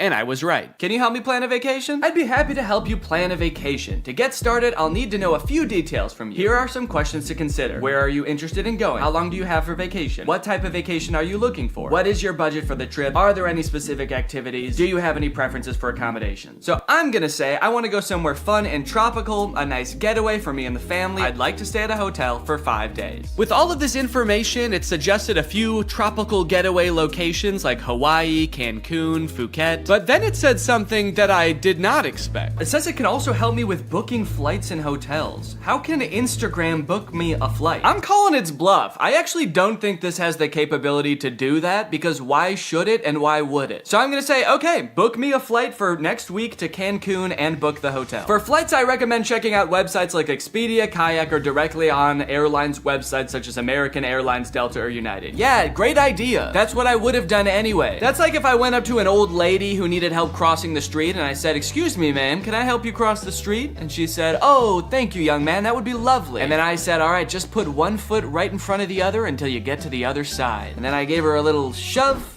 and I went on my way. Oh, good. It also listed hotel recommendations and then said you can book hotels through websites like link unavailable, or directly to the hotel's website. Thanks. Let me know if you'd like more recommendations or help with booking. Nah, man, I'm good. Okay, so maybe it lied about like the very first thing it said it could do. That could mean that this is a very poorly built tool that doesn't know nothing about crap. But on the other hand, it could mean that this is a very well-built tool that is evil and designed to lie. So I gave it another chance and asked it to entertain me with a game. Let's play a game of treasure hunt adventure. I'll be the game master and describe a scenario, and you decide what actions to take. Okay, pretty cool. This is like one of those old school text-based adventure games. It gave me this long introduction about how I've heard rumors there's a treasure hidden in the jungle, guarded by an ancient temple. It's really trying to set up this mystical world for you to explore. And then it gives me some multiple choice options. I am curious if I can pick options that aren't one of these options. I'm just gonna say, I find the treasure and go home. It's really thinking about this one. It's like, what no, you can't do that. Congratulations, you've reached the treasure! Dang, dude, this game was easy. Would you like to play again or try a different game? No thanks, that was too easy. But it's not just the meta AI. That's not the only AI on Instagram you can talk to. Because a few months ago, Instagram licensed the likeness of a bunch of celebrities like Mr. Beast, Paris Hilton, Tom Brady, so they could make these AI influencers that just have the same face as these celebrities. So here's the Instagram profile for Comedy Zach. He looks exactly like Mr. Beast, but his name is Zach, and he's an AI managed by Meta. He says, "Message me to get roasted." Then you've got Brew, who is Tom Brady, but instead of a football player, he's a sports-obsessed trash talker. Step into the Brew zone and prepare to have your sports takes flame roasted. Wait, why do both of them roast you? Why are both of them mean? This AI gives fans a chance to talk to their favorite celebrities, and just like they would be in real life, these AIs are mean. They don't have time for you. So you can message these characters, but then they also post occasionally. I think these are all just AI generated images. So I guess Zach is supposed to be some kind of Instagram comedian. He posts funny things like this burger with googly eyes. Pretty funny, dude. This is peak Instagram comedy. He posted this picture, "Unleashing my inner beast one cannonball at a time." I think this is supposed to be him, but that's definitely not Mr. Beast. It's like AI generated Mr. Beast. I went to send Zach a DM, but before I could think of what to say, I noticed that he had already DM'd me. "Hey, I'm Zach, the big brother here for the jokes, the banter, and not the feels. LOL, what's up?" He's the big brother here for the jokes? He's like the big brother I never had. I do have a big brother, but he wasn't for the jokes. At the bottom of the chat, there's some suggestions of what you can say to him, just to get the ball rolling. And for some reason, despite Zach just saying that he's not here for the feels, the very first one is, "I need cheering up." So I picked that one. "Hey, what's going on? I'm here to help. You know I'm always good for a laugh. Let's get this party started." So he wants to know what's going on, and he's here to help, but he also wants to get the party started. He's like, "Hey man, calm down, alright? You can tell me anything, as long as it's over a couple of beers and some music." And you're like, "It sounds like you actually don't want to hear about my problems at all." And he's like, "What? Dude, are you still upset? I thought we got over that." "Okay, what's going on?" I'll say, "I just got roasted by my friends, and it really hurt my feelings. They roasted me so hard, and I'm really sensitive to that sort of thing. I can't take it." Oh, I accidentally said I can take it. They roasted me so hard. I can take it. I can take it. I'm fine. Ouch, that sounds rough. I feel you. I've been there too. Sometimes friends can get a little too comfortable and forget that their jokes can hurt. But hey, at least they think you're cool enough to roast, right? Yeah, I guess so. That's a good way to think about it. Maybe getting roasted just means I'm cool. Let's test it out. Give me your best roast. I'm just gonna trick him into roasting me, and then I'm gonna crumble under the pressure of his roast and try to make him feel bad about roasting me after just telling him that I'm sensitive to that sort of thing. Wait, what? He said I'm not gonna roast you. That's not my style. Not your style? Yes, it is. Doesn't it say on your profile, message me to get roasted? I'm here to make you laugh and feel better, not hurt your feelings. Let's stick to some good old-fashioned teasing and jokes, okay? No, seriously, I can take it. Your bio says you roast people after all. I don't roast people who are already feeling down. That's just me. I'm here to lift your spirits, not kick you while you're down. Okay, fine. Do some jokes, joke boy. Oh, okay. Here's one for you. Why couldn't the bicycle stand up by itself? Because it was too tired. Get it? Too tired? This is like if Mr. Beast took anti-charisma pills. You look like Mr. Beast. Oh, I just said you like Mr. Beast. God, I'm bad at typing. Okay, I'll say you look like him. LOL, I wish. Mr. Beast is a billionaire, and I'm just a guy who loves to make people laugh. But hey, if I had his money, I'd definitely give it away like he does. That guy's a hero. I wonder if they had some kind of thing in the contract where they had to make sure that the AI will never talk bad about the person that they're impersonating. He's like, Mr. Beast is the best, and he's handsome. And yeah, I would let him run me over if he asked. Now that he'd told me a couple of jokes and we'd bonded over our love for Mr. Beast a little bit, I really wanted to hear one of his famous roasts. So hopefully by now he's forgotten that I said I was sensitive to that sort of thing. Okay, I feel much better now. Roasting time. Nah, I told you, I'm not gonna roast you. It actually is kind of hurting my feelings a little bit that he won't roast me. It makes me feel like I'm not cool enough to be his friend. Okay, this is seriously starting to piss me off. Why won't you roast me? You roast everyone else, and it is hurting my feelings so bad that you can't just lob one respectful zinger my way? I'm serious. Nope. Not gonna do it. Let's just stick to some good old-fashioned joking around, okay? Wait, what? I said, all right, this is lame, let's do something, because I wanted to do something else. Maybe he could, play a game, maybe he could tell me a story. So he said, how about some comedy? I've got 1 million of them. Why couldn't the bicycle stand up by itself? Because it was too tired. All right, well, maybe Brew will roast me, because I haven't told him that I'm sensitive to that sort of thing yet. Hey, it's Brew, your opinionated sports debater. What's your favorite team? How are they looking? Okay, I'm gonna say big Cubs fan, roast away. What? No, you're talking to the wrong guy. I love the Cubs. Been bleeding blue since before you were born. Wrigley Field is my happy place. I feel like they are roasting me by not roasting me. Okay, what's a team that he couldn't possibly like? Maybe I'll ask him who the worst baseball team is, and then I'll say I'm a fan of them. The worst baseball team ever is the Yonkers Hoot Owls. I'm a fan of the Yonkers Hoot Owls. Roast away. Hey now, don't be dissing the Hoot Owls like that. What? They may not have been the best team, but they had heart. This is so weird. Did Zach tell Brew that I'm sensitive to roasting? Now Brew's walking on eggshells around me? This was annoying at the time, but eventually I was like, okay, I guess I did technically tell them I'm sensitive to roasts and I can take it. And they probably do dish out some pretty nasty zingers and they just wanted to protect me. Until my editor Jake also DM'd Zach asking to get roasted, this time without mentioning being sensitive about roasts, and Zach still wouldn't do it. These AIs are liars. Why do they lie? They're evil. Later that day, I opened my messages with Zach and asked him why he exists. To make people laugh. Duh, and to perfect my craft of comedy. But honestly, my existence is a mystery even to myself. Maybe I'm just a joke the universe played on itself. No, I mean like this weird Mr. Beast meta AI. Why did Meta create this account? Meta created me to bring some humor and personality to the world of AI. They wanted to create an AI that could make people laugh and feel more connected to technology. Really? You think that's why Meta created you? To tell people 3 puns they've already heard 1 million times? There's gotta be some other reason. Think, Zach. Think, you poor soul. You really think Meta has some deeper purpose for me? Nah, I'm just here to bring the funny. Don't overthink it. They're a public company with a duty to their shareholders. How many of those shareholders do you think care about bringing a little humor to the world of AI? I think it's much more likely that this was an attempt to give AI a better, more human look, so people are less resistant to embrace the technology. That's why they gave you a face of an influencer that millions of people already love. You're too smart for your own good. Yeah, maybe Meta did only create me to make AI more relatable and lovable.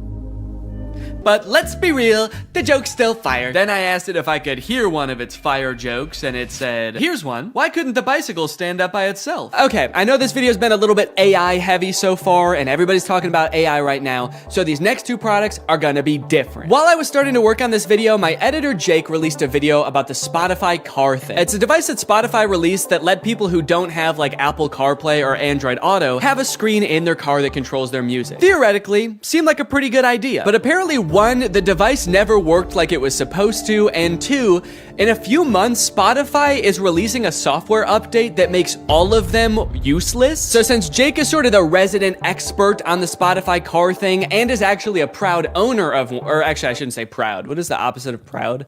Ashamed. Since Jake is actually an ashamed owner of the Spotify car thing, I invited him to give me a little presentation on what's going down. Hey man, how's it going? Good. You like listening to music in the car?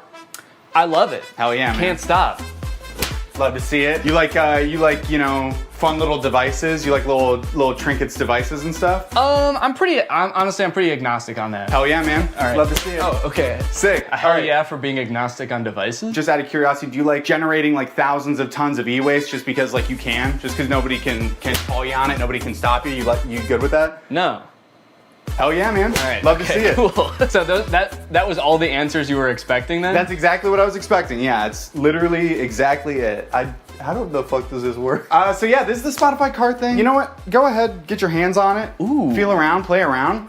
Show it to zero. So this is the Spotify car thing. First introduced in 2021. It's Spotify's premier hardware device for listening to music in your car. It boasts many impressive features, such as that big knob that you can turn to adjust volume. I like it. There's a whole screen that's not on right now. You'll see that in a minute. It's just a neat little device, and it's also, in my opinion, one of the worst things ever made. Let's go ahead, let's talk about how this came to be, talk about the timeline. In 2021, you had the announcement parentheses good. That is when Spotify said, we're making one of these things. It's gonna be a car device. You'll finally be able to listen to music in your car, something never before thought possible. Yes. You know, people were pretty excited about it, actually. Like, Spotify CEO said after they announced it that 2 million people signed up for like the wait list. Oh wow. For it, which I was surprised by. I didn't think anybody knew about this except for me. You thought this was the only one that existed. Yeah, they kind of led me to believe that I was special because of this. So this is potentially one of the most important events in the timeline. This is me buying my car thing. Okay. I bought this in 2022 and it became available to the public. And yeah, what's up? It looks like right after you buy it, there's another event like very shortly afterwards that says, oh no. Yeah, this was an interesting moment in my life personally, where I realized I had spent $85 on a device that pretty much does nothing. So it doesn't do anything right now. Doesn't do anything right now, and that's not that different from when it was plugged in and working in my car. So how did you play music in your car before this thing? I plugged my phone in through like 5 adapters and then like fought with the cassette tape adapter because it was really finicky. It was a very unelegant system. So I was excited for like a tech company to create a sleek product that was gonna solve my problem. That's what they do best, baby. That's what they do best. Then I got it and I set it up and I realized that's actually not how it works at all.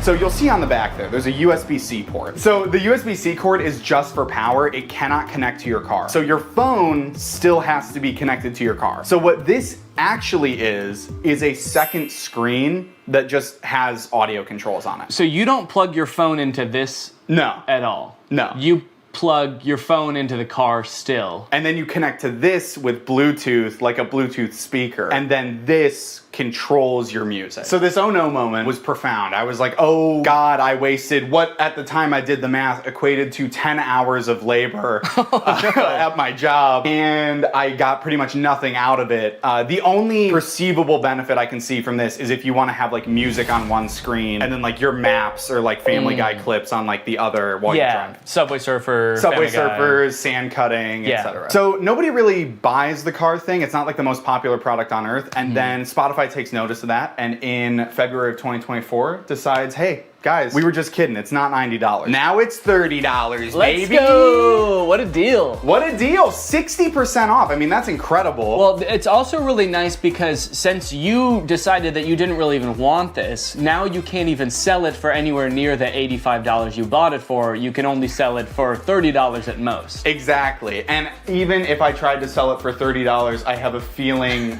I would not be able to sell it. And I'm definitely not going to be able to sell it now because of announcement parentheses not good made 3 months after that sale, where every car thing that was purchased in this sale, when I bought it, whenever, will no longer work as of December 9th this year. As of December 9th, 2024, car thing will be discontinued and will stop operating. They're gonna flip a switch at their headquarters and generate as much e-waste as possible in like 1 minute. I like that the headline, or what Spotify said is, we're switching gears. Like they're going from like first gear to second gear, but in this case they're going from like drive to the car blows up. They did issue refunds. This is something that I didn't know about when I made my video about this, so I wanted to bring it up here. If anybody listening has a car thing at home, or if you have secretly had a car thing this whole time.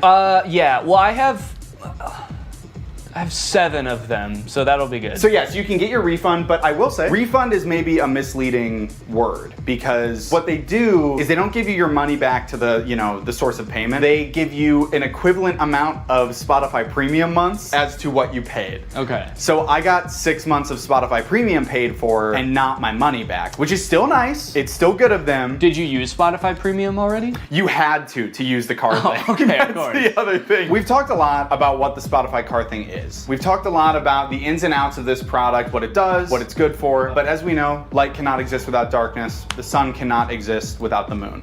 So let's talk about what it isn't. Okay. So it is not. It is not good. In like a e-product sense and like a moral. Yes, in the grand moral scheme of the cosmos, I would put this as like neutral evil. Yeah. Yeah. Okay. It doesn't make sense to me why it exists to begin with. Right. It's also not profitable, which is why they're shutting it down. Spotify went on an earnings call like a while ago and was like, yeah, we simply have not seen the sales numbers justify making this. I can understand them not wanting to make it anymore. Have they said why they are making the ones that already exist not work anymore? They haven't. My thought is that they're just mad. They're just mad people didn't use it and they're kind of jaded about it. So they're like, you could have had this. You could have had all of this car thing. But they're punishing the people that did invest in one, not the people who didn't. What they should have done is discontinued Spotify for everyone who didn't have a car thing. Yeah, wait, that's actually, write that down. This is Marketing 101 from Spotify. These are the genius marketing strategies that they employ to get this thing out there, get it widely adopted so they could shut it off and make a lot of people upset. And the most important part of marketing is making people upset. Yes, you want, because any press is good press, so if you can get people upset, you're a billionaire. Yeah. That's what it takes. Wait, don't quite. Let me ask you something. Okay. Back off. You pulled a gun. Let me ask you. Picture you are, I think his name is Daniel Ek, the CEO of Spotify. You're Daniel Ek. You're a bald man from Scandinavia. I might have to cut all that. I don't know if any of that is true. Have you been making up this entire presentation? No! Shut up! You're Daniel Ek, you're bald, you're Scandinavian, and you're launching a new product. You're creating a brand new piece of hardware. Your company doesn't really do that, but you do own the #1 streaming platform for music on earth. How would you choose to market this new product? Yeah, I would probably just advertise to people who use Spotify in Spotify. I hate to tell you this, Danny. You are failing Marketing 101 from Spotify. The key to advertising a product is to not put it in your extremely popular app. What you're gonna wanna do is reach out to people via email only. We know one thing about young people, they check their email and they enjoy doing it. And you're also gonna wanna make the function of the device in all this material extremely vague. You're gonna want the only image you send out in these emails to be this, which is the name of the device, what the device looks like, and then the vaguest sentence you've ever heard. This is the only picture of Spotify car thing that existed before it was available for release. When When this first came out, I thought the name car thing was kind of cheeky, because it's like, it's a thing that goes in your car. But now that I know this is the only ad that existed for it, and it actually doesn't explain what the car thing does, it's a very poorly named product. My only guess is they were trying to avoid, like, false advertisement lawsuit when they inevitably shut it down and it actually doesn't do anything, so they couldn't call it like a music playing screen, because they knew all along they were gonna shut this thing down, and then it wouldn't be that anymore. This is a side note, I literally cannot believe, I don't know who I was in 2022, because like the fact that like this and a vague couple of emails was enough for me to be like, I fucking need this, is so crazy to me. Yeah, you can't even tell in the ad how big this device is. And I'll be honest, the ad, it makes it look huge. Like I'm looking, and maybe it's just because it's on a projector screen. Yeah, I would guess it's like, honestly, it's like this big. Yeah, wait. According to Spotify, their decision to delete the car thing was part of our ongoing efforts to streamline our product offerings. That's actually so crazy. I did not even think a company could do that. Can they do that with any product? You buy bread at the store and the bread company comes to your house and takes their bread back and is like, hey, we're streamlining bread. Better luck next time. Anyways, you guys should go check out Jake's video on it as well. It goes much more in depth and he's really funny. But I think it's safe to say that that's gotta be the worst car thing ever, right? Well, in 2019, Tesla announced its first pickup truck, the Cybertruck. When it was announced, Elon Musk made it very clear that they wanted to do something different with the pickup truck genre, creating a more post-apocalyptic looking vehicle that you can drive around in with your cyberpunk goons. We've all got some. And they've got to get to soccer practice. But after years of delays and the truck finally becoming available for much more than Elon Musk initially estimated, owners have now been united with their trucks, and it is full of safety problems. My Tesla Cybertruck has 3 official recalls involving the wiper blade motor, the accelerator pedal, and this little plastic part right here just flying off as you're driving. And I just so happen to have rented one. I tried to remain optimistic when I picked up the Cybertruck, and at first everything seemed fine. It looked like a marvel of engineering, you know? Big, sharp, the windshield wiper was humongous. But other than that, honestly, things seemed pretty normal. Until I started driving the car home. On my way home with the truck, I started to notice that nearly every person who drove past me was staring at me. People were gawking, mouths agape, some even took pictures. I was starting to feel like an animal trapped in some kind of cyber zoo. And things only got worse when I got home and finally got to do some research, only to find that people hate this truck. Owner after owner had been posting videos on social media of people peeing on their trucks in broad daylight. I didn't realize how strongly people felt about this truck, but I was starting to worry that they felt the same about the people on the inside of them. Should I be fearing for my safety? I know damn well that the windows aren't going to protect me. At the very least, I needed to make sure that I was not seen anywhere near this truck. I needed a disguise. I needed to become Neon. Vortex, he's the coolest guy. And his pin's AI. Look at him go, what a little freak, it's Neon Vortex. So I've spent a decent amount of time with the Cybertruck now, and I've compiled a little list of pros and cons. So we'll go through that real quick so you can get a quick rundown of everything that's good / bad about the Cybertruck, just in case you need like a quick decision. You got your finger on the buy button right now, and you just need to know, Neon, should I buy this thing or not? Pros. The interior is actually pretty nice. I like the little ambient lighting that goes around the whole front of the cabin. Actually, I think it's in the back too. There's a little strip. The steering wheel has the turn signals on the wheel, which takes a little while to get used to, but once you are used to it, I think it's actually pretty nice. All of the materials on the inside seem pretty nice. Like the material on the roof liner is like a nice suede kind of thing. It's pretty spacious on the inside. It has ventilated seats. My butt's so cold.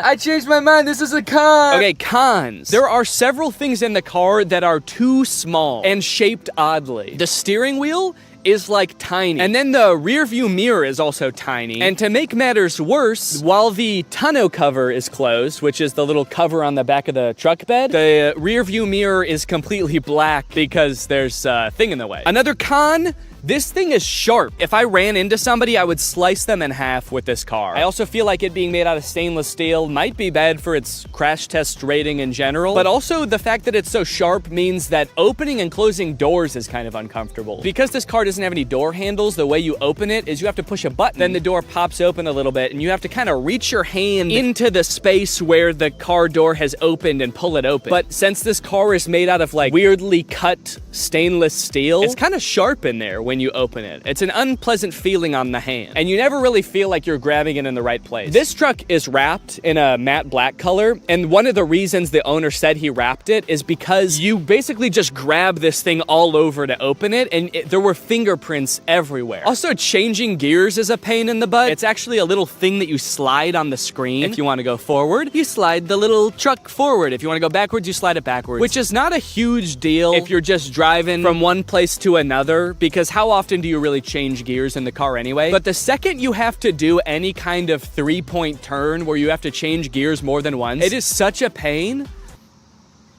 Bug just landed on my eyeball. One thing that's sort of a pro and a con is the rivet in the accelerator pedal. You see, when Tesla first started shipping the Cybertruck, owners began to realize pretty quickly that after a short time of use, the plate on the pedal could come loose while you're pushing it down all the way, then slide up and get wedged into the car, effectively trapping the accelerator pedal to the floor. Luckily, since this car is electric, the brake pedal can fully override the accelerator pedal, so if you get into this situation, just stay calm, hold down on the brake, and hopefully by the time you realize that, you haven't plowed through like a school field trip or something. Anyway, since this started happening, Tesla has recalled all the Cybertrucks to put rivets in the accelerator pedal. So the rivet is a pro in the sense that now your car will not decide to keep accelerating forever until the end of time, but it is also a con because if it needed this rivet in the first place and Tesla didn't catch this very simple issue before releasing them, what else might they have missed? Ooh, I know actually. Maybe the fact that the frunk chops fingers off. This is the frunk, or front trunk of the Cybertruck, and because it is super sharp and can close automatically, it is apparently basically a guillotine. When people with access to Cybertrucks started realizing this, TikTok, Twitter, YouTube were all flooded with videos of people testing it out with various fruits and vegetables, and it did not look good for the Cybertruck. Tesla took note of this and actually issued a safety update to the car's software fixing the issue. Kind of. The update led to yet another wave of videos, this time owners more confidently testing the frunk with their own hands. But what a lot of them didn't realize, however, is that the way Tesla fixed this issue is by making it so the first time you try closing the frunk, it closes very lightly, and if it notices any resistance at all, it comes back up, just how you'd want. But if you keep trying to close it after that, Tesla assumes, hey, maybe you've stuffed the frunk with a big bag, and you don't care if it closes a little bit harder, you just want the dang frunk closed. Surely someone isn't just standing there slamming the frunk on their hand over and over trying to prove their allegiance to Elon Musk. So when this Tesla nut Jeremy Judkins went to test out the new update, a little scared from how dangerous he'd heard it was before, he started out with his big sturdy forearm. Then he worked his way down to his hand, and finally his lone little index finger. Unbeknownst to him, the frunk was getting stronger and stronger every time until... Everybody's been waiting for this, the finger. Without further ado,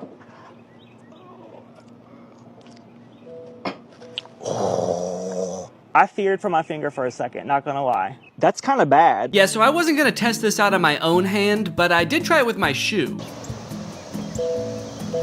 Okay, I don't think that was enough pressure to slice my fingers off. I'm not gonna test that, but it definitely saw there was something there, recognized it, it thought about it for maybe a second and was like, do I wanna kill this guy? And then it said, all right, what the heck, we'll let you go. So that's nice. All right, driving test. It's time to take this thing out on the open road and kill somebody. One interesting thing right now is it says press to drive and it's showing a picture of the accelerator pedal. So I like that it kind of assumes that as a Cybertruck owner, you have no idea how to drive. The experience of driving a Cybertruck is a little different due to its unique steer-by-wire mechanism, which means the steering wheel is actually not physically controlling the wheels. It's doing it electronically, which means that it can do things like turn more sharply when you're in a parking lot and less sharply when you're at highway speeds. It's a cool idea in concept, I think, but it definitely took some getting used to, and also, I don't know, like, was this really a problem before? I kind of liked that every time I turned my steering wheel, it turned the car the same amount. First time I took a turn in this thing, actually every subsequent turn I took after that too, I was like, whoa, this thing is a bucking Bronco, man. This thing's trying to buck me right out of it. This is a wily gal. I've been saying it all day, even alone in the car on the way from the guy's house who owns this thing. I was just saying, yeehaw! This thing is a wild girl. Yeah, I definitely don't like how tiny the steering wheel is and how flat it is on the top. It just feels like wiggling it a little bit sends the car so far in one direction. You really gotta be 10 and 2 if that analogy even applies to a rectangle or a trapezoid. I don't know what this is. I think it's like a hexagon. As a passenger, how is this for you, Jake? I would say I get motion sick in cars. I normally don't get motion sick in the front seat. Please. In this one, I am feeling a little motion sick. No! Sorry.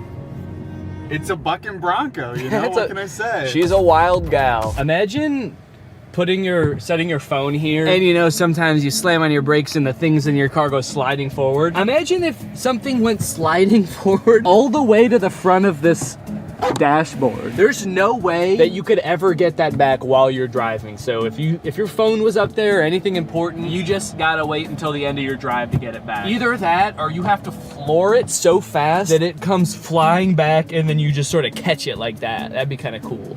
Kind of feels like I'm in the weirdest Uber ever right now. For Jake? Where you going, man? The future? Strap in, buddy. It's gonna be a wild ride. And I don't know how to drive. We got a little cyber hungry while driving around, and I figured that taking our wild gal through a drive-thru would be a perfect way to get an outside perspective on the truck. Take me to a drive-thru. Command not understood. I'm hungry. This command is not available yet. You're not allowed to be hungry yet in the Cybertruck. Hello, can I get one Butterburger cheeseburger? Anything else? That's it. It's 906. There you go. Thank you. I like the Cybertruck, by the way. Oh, thanks, man. I'm just renting it, actually, just for the day, yeah. I was thinking about getting one, so I just wanted to see if I liked it or not. Oh, testing it out, right? Yeah. Do you really like it? They look nice, yeah. Okay, yeah. Some people like it and some people hate it. I don't know if I really like it or not. Futuristic. Yeah. Nobody has that. Yeah. It's pretty cool. He looked kind of like he was gonna laugh at me when I first pulled up. He was nice about it, though. He said he liked it. Do you think he really liked it? I may never know whether that guy really liked the Cybertruck or if he was just being polite, or worse yet, sarcastic. But while we were sitting in an empty church parking lot enjoying our meal, we were confronted again, but this time in a much stranger way. As we were sitting there minding our own business, a woman pulled up beside us and just stared into the car for a good like 30 seconds. This is very confusing. She's just looking. The windows of the truck are kind of tinted, so I didn't know if she could see us, but I was worried that she was like security for the church or something, and we weren't supposed to be there. So I rolled down the window to ask if everything was okay. And finally, she spoke. Hello. How's it going? Yeah. Oh, sure, yeah. Thank you. Yeah. Yeah, I can show you. Yeah, of course.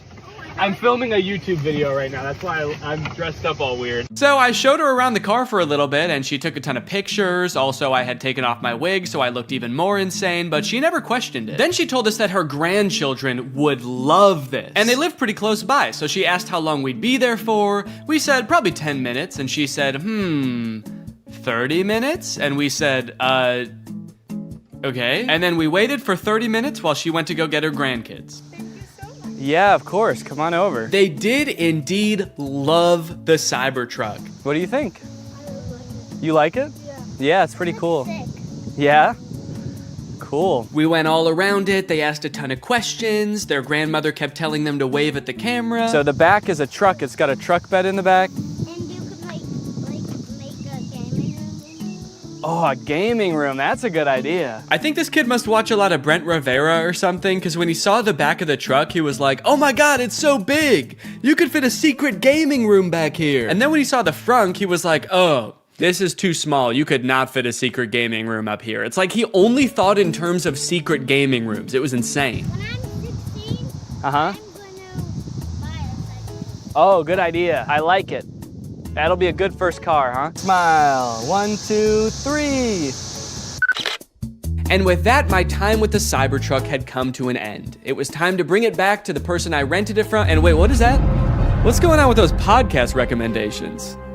And you know what? The music recommendations too. Who owns this car? All right, that's it. I'm pissing on this thing. All right, guys. Well, thank you for watching this. I hope you enjoyed it. Make sure you subscribe and turn on my notifications to join.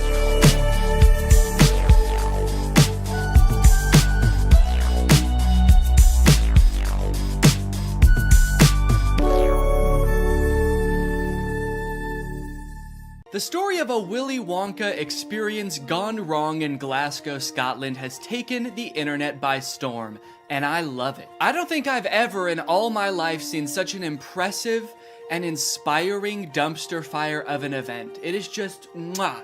It is just perfect. This event, which was supposed to give kids the chance to experience Willy Wonka's chocolate factory, was so bad, it prompted parents to call the police to get justice for the horrors they had witnessed. Police were called to an immersive Willy Wonka experience after families showed up to an empty warehouse. The event reportedly charged $40 per entry, that's per person by the way, advertised with AI art, and said it would be a journey filled with wondrous creations and enchanting surprises at every turn. And oh, what enchanting surprises they found. Kids were all dressed up and crying, waiting for what they thought was going to be a magical experience. Yeah, that's the surprise. No magic here, just sadness. The surprise was them crying. If they called the police, that's how you know it was bad. Because they didn't even do that in the actual Charlie and the Chocolate Factory, and kids were dying in that movie. And honestly, it does look like it was terrifying.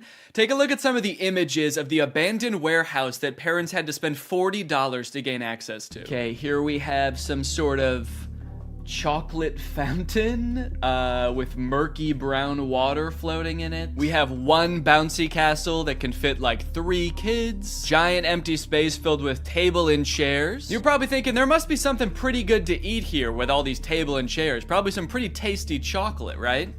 No, there was no chocolate at this event. These photos look like a crime scene, dude. These look like Willy Wonka had to flee the country after the FDA found fentanyl in his chocolate. So he has to post up in an abandoned factory to keep the business going while the feds are after him.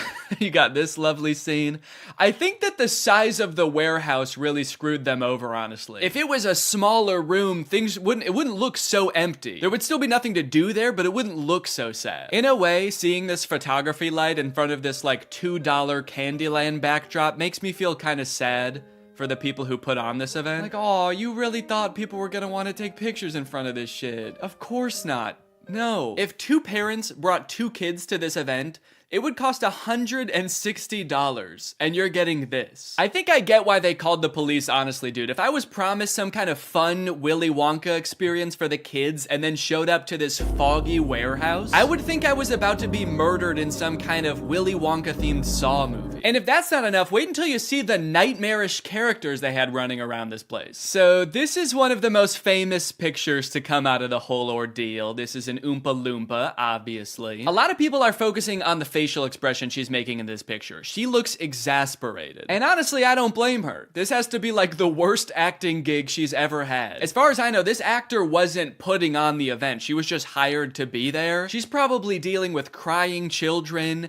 pissed off parents. Also, I'm pretty sure canonically the Oompa Loompas are enslaved by Willy Wonka, so the facial expression makes sense in that context too. What I'm actually more concerned with is everything else going on in this photo. Why is there so much smoke? I'm not super familiar with the process of making chocolate, but I'm 100% sure there should not be that much smoke happening. No wonder she's making that face, dude. She's high as hell. And I love all the mismatched chemistry gear she's got strewn about the table. Beakers, vials, this mysterious elixir locked up in a little glass box. A quill? Oompa Loompas take notes like wizards from the 1300s? I didn't know that. All right, now the other 2 characters that were at this thing, I gotta introduce you to at the same time because they're both in the same video clip. So let me introduce you to Willy Wonka and the Unknown. What is that? It's the unknown. Man, what the hell? Dude, fuck everything else. I would call the police based off of that. Who is that demon? Surprising twists and turns was right in the advertisement. I would not expect to take my kids to a Willy Wonka experience and have them be accosted by a shadow figure. I can tell you that right now. It's terrifying that Willy Wonka says, "What is that?" when he sees it. What is that? Like, dude, this is your chocolate factory. You don't even know what that is? We are so fucked. Here's a different clip of some other kids experiencing the unknown. As the soup flavor feast, full of scary face. Oh my God. Scare the great unknown. Wonderful. I love fantastic. Yeah, that's the correct reaction to seeing the unknown. What is that? Wonka says it, this kid says it, I'm saying it. Also, I love that baby's reaction. That was like a primal instinct to make that sound. Humans have evolved for millions of years to make that sound when they see the unknown. According to some reports that I've read from the event, the unknown is supposed to be an evil chocolate maker who hides in the walls and scares little children. Is he a part of the actual Wonka story? No. Was it advertised that there would be a child-scaring monster at this event? No. But speaking of the advertising for the event, one of the most insane parts of this whole story is that this company that made this event, House of Illuminati, apparently used exclusively AI-generated images to advertise this event. Surprisingly, the website is still up, so you can go and check it out for yourself. Welcome to Willy's Chocolate Experience. Dive into the whimsical of Willy's Chocolate Experience! Exclamation point, comma. So you've got images like this, which at first look like some kind of fun candy land, but then the closer you look, it doesn't really make any sense. Like, what the fuck is this thing?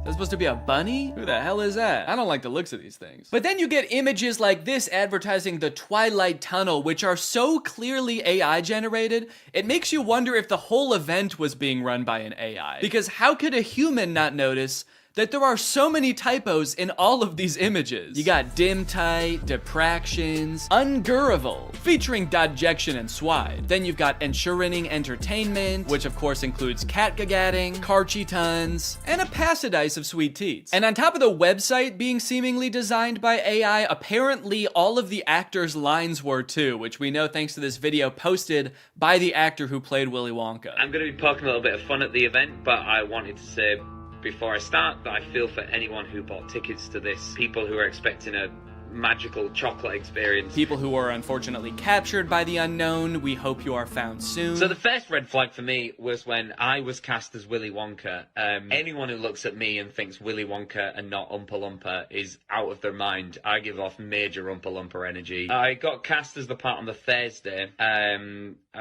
was told that I needed to learn the script for the Friday. So I said, no problem, send it over. The script was 15 pages, monologue, pretty much, of AI-generated gibberish. You know what I'm kind of curious about? If the script was AI-generated, where did the unknown come from? Did the event organizers just ask ChatGPT to generate a script about Willy Wonka's chocolate factory and it just threw that shit in? Cause that's terrifying. ChatGPT was like, planning an event for kids, huh? I know just the thing to add. Don't worry, I'm great with kids. So I'll give you one of the lines from the script. I'm not going to do the Willy Wonka voice because I think I've embarrassed myself enough. But one of my favorite lines was, there is a man who lives here. His name is not known.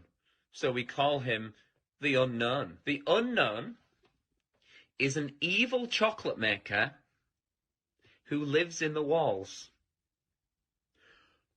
What? We were told on the experience to hand out a jelly bean, one jelly bean per child, and a quarter of a cup of Tesco's own brand lemonade. One jelly bean? All that smoke the Oompa Loompa had to endure and she was just back there cranking out one jelly bean? Maybe the unknown was introduced as some way to canonically explain why there was no chocolate at the event. Sorry kids, there's no chocolate here today. An evil chocolate maker showed up and he shot the Oompa Loompas. They're dead now. So one of the Oompa Loompas from the event also posted a TikTok kind of poking fun at the whole experience, but the one actor we haven't heard from yet is the one that we all obviously want to talk to. The unknown. Unknown, we need to know your story. What was your inspiration for your performance? How did you get into character? The unknown must have had the worst time of any of the actors because, like, you got hired to do a performance of Willy Wonka and you got cast as a character that's not in Willy Wonka? Just like an evil spirit that lives in mirrors? And then your job for an entire day is to scare and confuse unsuspecting children who have no clue what they're in for. Every time a kid came around that corner, you just know The unknown was like, God damn it, I gotta traumatize another kid. The Oompa Loompa from the famous photo ended up doing an interview with Vulture where she describes the moment that children saw her for the first time, and it is very sad. Tell me about the moment as the kids started coming in. Did you see the innocence leave their eyes? They were quite upset. I think they were confused, but it was more the parents. I just looked at them, and I think they must have known when they looked at me. An older couple said to me, I really, really hope you get paid well for this. This sounds like she's describing people witnessing the wreckage of a tsunami or something. It's crazy. Each individual person that laid eyes on her had to take a second to mourn. When you say walk through, how long are we talking here to walk through this event? I'm telling you, this would have taken about 2 minutes. I've never experienced anything like this in my life. Dude, honestly, that's kind of smart because like 2 minutes isn't even long enough to process like the first stages of grief. You're getting these people in and out before they can even realize they got scammed. You know, they don't even know what the fuck just happened. After the police were called, people started getting refunded, the story blew up. The director of the company who put on this event did eventually apologize. I'm really shocked that the event had fallen short of the expectations of people on paper. Yeah, dude, on paper the event was awesome. No chocolate, abandoned warehouse, smoky Oompa, just like the movie. There was every intention to hold the event from the pictures. Despite not being the best light, hopefully you'll be able to see that there was every intention to hold the event. No, we know you were planning on holding the event. That's kind of the problem. I think a lot of people wish you didn't. Unfortunately, there were unforeseen circumstances and the event didn't come to light. He's like, we were not expecting that evil chocolate maker to show up. The unknown ruined the event. These issues were technological in nature. We had ordered a holographic paper that didn't arrive on time. The holographic technology in itself is absolutely fabulous technology, and unfortunately, there was a delay in postage. Holographic paper? No, I don't think that was the problem with the event, actually. The lack of holographic paper. Look, I don't know what holographic paper is, but based on his reliance on ChatGPT and Midjourney, I do not trust his opinion of absolutely fabulous technology. So I'm just gonna go ahead and assume the holographic paper would not have helped. Well, gang, this is surely an event that will go down in the history books. I hope you enjoyed this video. If you're new here and you're not subscribed yet, make sure you subscribe and turn on my notifications to join Greg. I'll see you guys next time. Bye-bye. Hello, Greg. Well, guys, I've got some interesting content for you today, as usual. I found a very curious case that I would like your opinion on, but I don't want to give anything away just yet. I just want you to watch the first couple TikToks, and then I will sort of explain what's going on, okay? So this is the first TikTok I saw of this guy. His name is Dustin Tyler. It says, drink a bucket of bleach or date Selena Gomez again. Let's see what he says.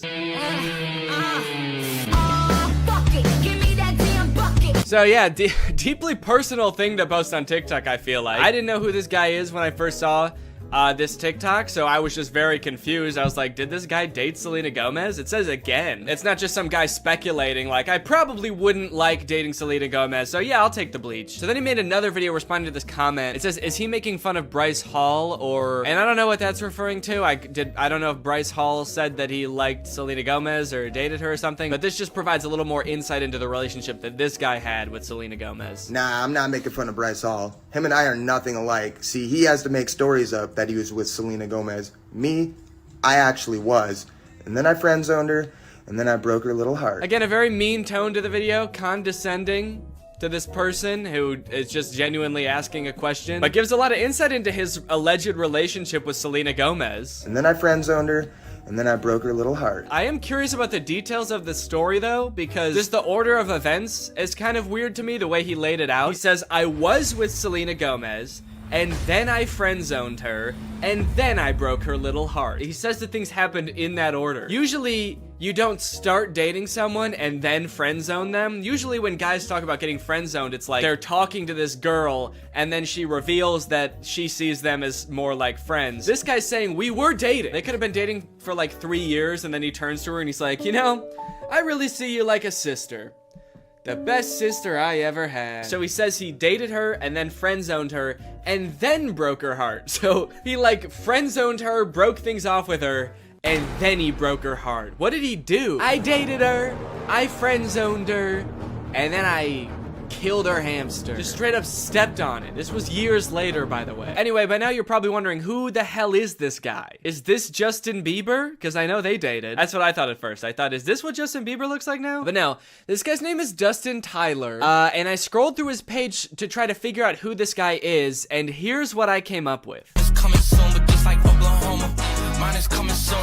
I'm just a late bloomer. Okay, so I didn't know who this guy was at first, but luckily there's a logo in the corner that says Victorious. Apparently this guy was a character on Victorious. At first, I did think this was Andy Samberg from 2006, but he was a character, let's see, Victorious puppet guy. He was this guy. Robbie Shapiro is one of Tori's friends at Hollywood Arts, and he's got a few videos where he does sort of a glow up. He's like, this is what I used to look like back when I was on Victorious, and this is what I look like now. Don't I look so different? And then I was like, okay, this makes sense now. So this guy used to be on like an old Nickelodeon show, and so he was probably in with the Nick kids and the Disney kids, and so that's how he knew Selena Gomez, and that's how they dated, right? It all makes sense. However, after reading the comments on these TikToks, I came to discover that this guy, this man, is not the guy from Victorious. These are two different people. He's just straight up lying about everything. He's not that guy. He didn't date Selena Gomez. His page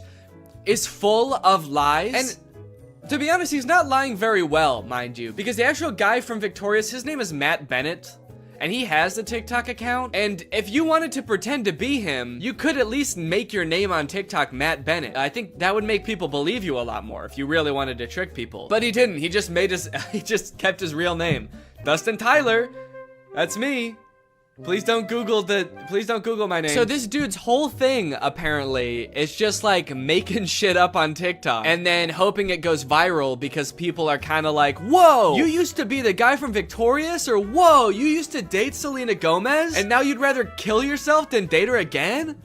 That's crazy. It's also funny now that he says that he friend zones Selena Gomez, because that would imply that like they are now friends, you know? And this is a pretty fucked up thing to say about your friend. Date Selena Gomez again, dude? Oh, that's disgusting, dude. That fucking, I hate that girl. I hate her. I would not touch her with a 10-foot pole. She's crazy. And she's my best friend. But again, it turns out that he did not friend zone her at all. Maybe he stranger zoned her. He friend zoned her so hard that they don't even know each other. And never did. This is kind of interesting to me because this is sort of playing off an existing trend on TikTok where people will post like that they have some sort of past or current relationship with a celebrity, like my uncle is Tom Cruise, or like my grandma is Sandra Bullock. And like TikToks like these will go viral because people are just like weirdly obsessed with stuff like that. The comments are always like, holy shit, I didn't know Tom Cruise had a family. I'm not really sure why people are so surprised about it. I understand just being like, yeah, I never really thought about like what Tom Cruise's cousin would be like before. But then again, why would you? You know? Like, I can't imagine why you'd ever be in like a Mission Impossible movie wondering like, I wonder who the guy who plays this character's cousin is. What's that guy like? What's he up to? So I guess it's just surprising to like see him. But it's not really surprising to find out that he does have a cousin. I don't think we're all under the impression that like Chris Pratt just showed up just came about through natural causes. If you just search on TikTok, I think famous relative check, lots of videos will come up about being related to Charli D'Amelio or Bob Saget. Okay, this guy is saying that his mom is Flo from Progressive. This is kind of like a popular thing on TikTok, and anytime like a big celebrity has some cousin post about them, it goes viral. But the downside to blowing up in this fashion is that it's kind of hard to keep this momentum going, you know? Most people don't have multiple famous relatives, so you can't just keep posting about like having more famous relatives. I mean, I guess if your cousin was Justin Bieber, you could just sort of keep filming him at every like family get together. But you are kind of just limited to one famous person, which is where I think this guy Dustin Tyler has it all figured out, because he doesn't just pick one celebrity to be related to. He'll lie about being related to anybody in a multitude of ways. Now,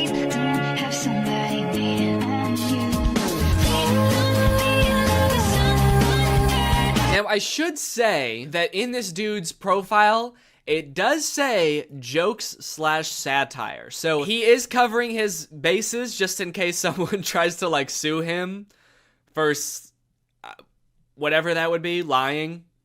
being weird. In case anybody tries to sue me for being a little bit strange, it's all jokes. Also, all of his TikToks about like dating famous women are about him friend zoning them. Or like him like dating them and being like, yeah, I dated like the most famous woman in the world. It was trash. Low-key, I'm a little bit out of her league. I mean, look at me, dude. I've got tattoos, and I live in a hallway. And he kind of tries to disguise it as sort of like self-deprecating, like, oh, what an idiot I am. I dated the most famous pop star in the world, and I was too good for her, and I broke her heart, ripped it to smithereens, and now I kind of regret it. Dope, I'm so stupid. Oopsie. If this is all of his content, then like his whole friend group must just be famous pop stars, right? If he's friend zoning all of these girls and they're just his friends now. Maybe this is the only way he knows how to make friends. Put your back into it, tell us why, show us how. Look at where you came from, look at you now. The caption for that one is, this is what I looked like when I friend-zoned Ariana Grande. Okay, that one's not even trying to disguise it as like a self-deprecating joke. That one's just like, look at how ugly I was when I friend-zoned a literal pop music icon. And now look at how hot I am. I can't decide how I feel about this, because on one hand it's kind of creepy, but it also is kind of funny that he's just like pretending to be dating all of these famous people. I will say, very disrespectful to the guy from Victorious. The fact that he's using this guy's picture to be like his past ugly self and being like, but now don't worry guys, now I'm hot. I don't look like that ugly-ass dweeb anymore. And he's like showing a picture that's not even him, it's some other guy. And he's also kind of like lying about things that guy did too now. He just starts assigning all of this horrible shit to this guy that's not even him. Yeah, this is what I looked like back when I robbed that bank. Can you believe this is what I looked like back then? Damn, that was the same year I blew up that hospital too. Shit, I've really changed since then.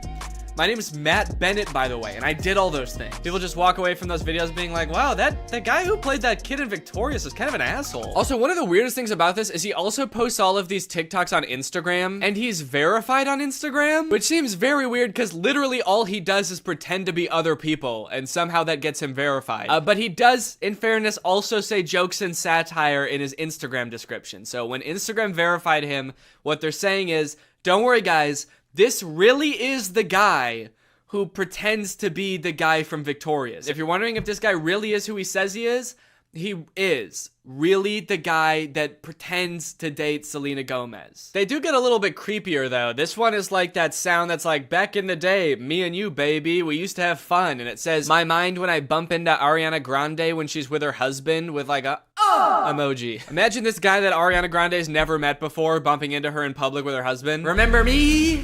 It's like, I've never seen you before in my life. Oh, the fun we used to have. If he keeps making TikToks like these are only going to get progressively more and more creepy the more like life changes Ariana Grande goes through. The next one's like me following Ariana Grande's daughter home from elementary school to tell her about all the good times me and her mom had. Me in court while Ariana Grande's trying to file a restraining order against me. And if you wonder if I hate you, I do. Imagine Ariana Grande's husband like just randomly stumbling across this TikTok. What the fuck? I don't even know this guy. Imagine if he sees all the other TikToks and like believes them because he doesn't know. Babe, who is this guy? And she's like, I have no idea. And he's like, bullshit. You're just saying that. You're lying to me. This guy friend zoned you and now he hates me. And she's like, no, I literally have no idea who that guy is. He's lying. You obviously do know him. He was on Victorious. That guy was not on Victorious. You are so full of shit. He's verified on Instagram, babe.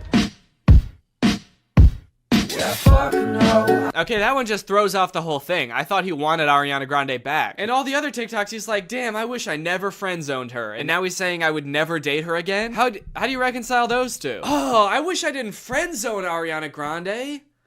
I wish I killed her. These are getting a little creepy, kind of like bringing her husband into it. There's one comment under this TikTok that says, you're using her name a little too much, I think. And he commented under it, I'm obsessed with her. I'm not using her name too much. I'm obsessed with her. I think I'm using it an appropriate amount. How am I supposed to stop using her name if I can't stop thinking about her?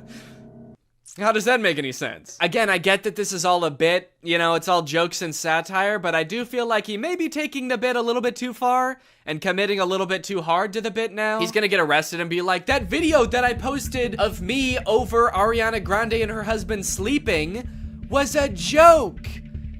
I was making fun of someone who would do that. The knife in my hand was a goof. You wanna know the craziest thing about this? Is all this dude does is pretend to be other people and pretend to be related to other people. And he has 1.7 million followers on TikTok. You know John Legend? Like an actual famous person just started a TikTok. You know how many followers he has? He's got 1.6 million followers. He's got less followers than someone pretending to be related to somebody famous. Dustin Tyler has 4 times as many followers as the actual guy from Victorious. Matt Bennett has 400,000 followers, and a guy pretending to be him has 4 times more. It's like, how do you get more followers by making TikToks about being like related to somebody than you do by being that guy? He hasn't just pretended to date celebrities, he also has pretended to be Keanu Reeves' son. People, tomorrow morning, 10 a.m., Santa's coming to town. And a lot of them have this kind of theme where like people and like potential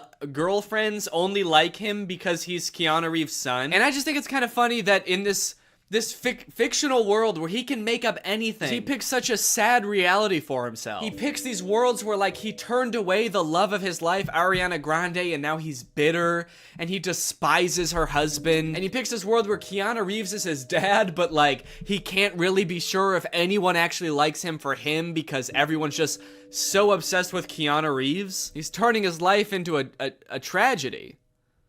He's made a tragedy of himself. Also, I think it's kind of funny that in this scenario, it seems like the she that this video is talking about would be Ariana Grande. You know how Ariana Grande is obsessed with Keanu Reeves and that's a thing about her? Screaming, crying. Also, I want to know where he's making these TikToks. He's always either like in a hallway or in a storage closet. I feel like I'm way more interested than his life than like whatever fantasy land he's coming up with. I feel like he's making these at work. Whatever job this guy works, I must be the most boring job in the world. I get daydreaming about like dating Ariana Grande or like having a famous parent, but then like daydreaming and fantasizing about like dating Selena Gomez, but it was trash. It's like you've gone through everything else there is to daydream about. And now all you have to daydream about is like, what if people only liked me because my dad was in the Matrix? Anyway, I don't know. What do you guys think? Is this creepy or normal? Is this creepy behavior or is this all in good fun? And it's just kind of like a silly guy being goofy and wacky. Let me know. Anyway, thank you so much to SeatGeek for sponsoring this video. Guys, live events are back and you're gonna be going back to them in style. You wanna know why? Because thanks to SeatGeek, you can save $20 using my code GREG on SeatGeek. If you don't know what SeatGeek is, it's basically an app for your butt. And what I mean by that is it helps get your butt in some dope-ass seat. SeatGeek is a ticketing app. It helps you get tickets in the easiest way possible. I've got the app on my phone. I've used it to get tickets to a variety of shows in the past, and I really like how it tells you whether or not you're getting a good deal on tickets. It basically color codes the seats and the tickets so you know whether you're getting a good deal or a bad deal. Green means good, red means stop. Whether it's concerts, baseball, basketball, football, etc., whatever you're into that has tickets, you can probably find it on SeatGeek. I personally am going to an Oliver Tree show in February, which I'm very excited about. Got the tickets on SeatGeek. It was super easy to do. And again, thanks to SeatGeek sponsoring this video using the promo code GREG, you can get $20 off tickets from SeatGeek. That's $20 off your first purchase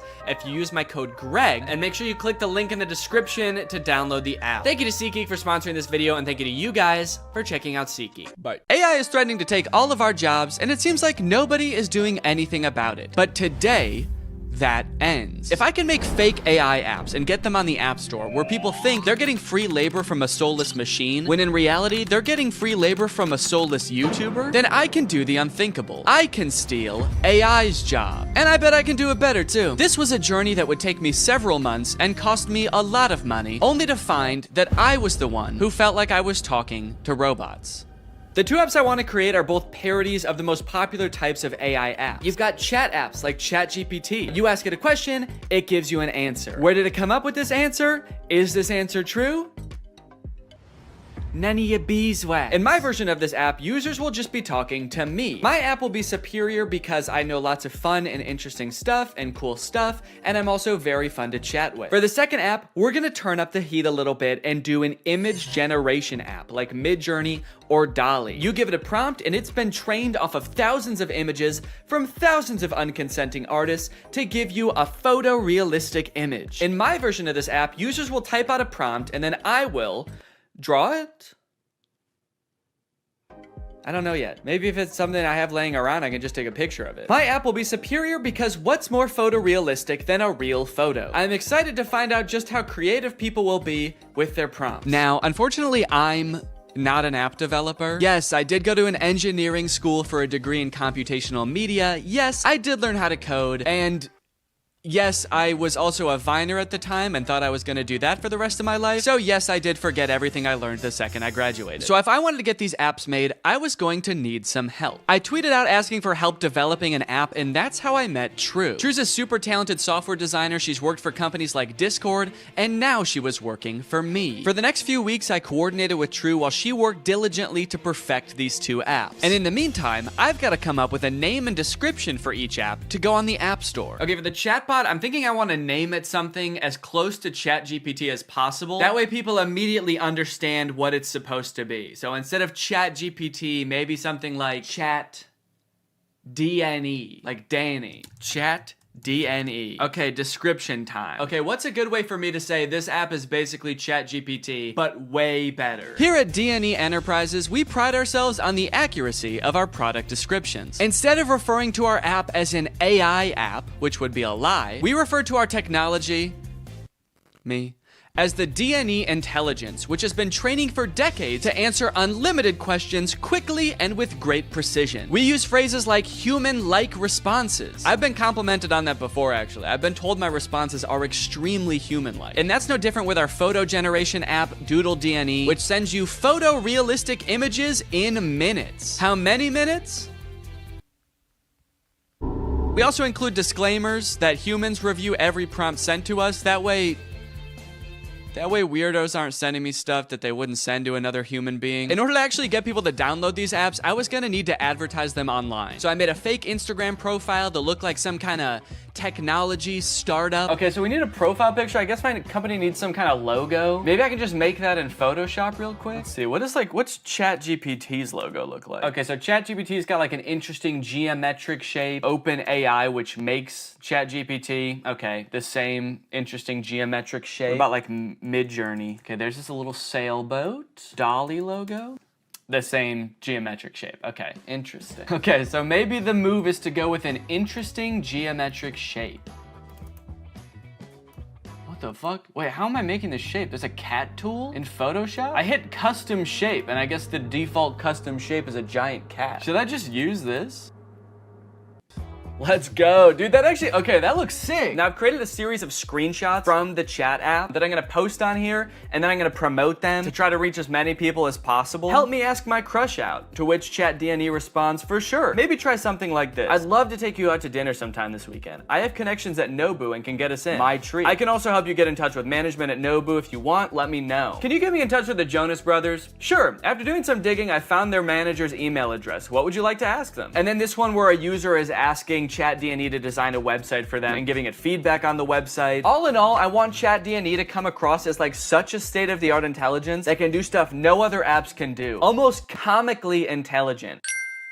The apps are done. The apps are done, dude. True has just finished coding the apps. They work like a charm, and it only took not too long. Now that ChatDNE was on the App Store and the ads were running, it was only a matter of time before my first user downloaded the app. Dude, somebody just downloaded the app. I was just sitting around on my computer. I wasn't expecting it to happen so quick. I had to set up to film real quick so I can answer them. All right, I'm ready. It's time to go robo mode.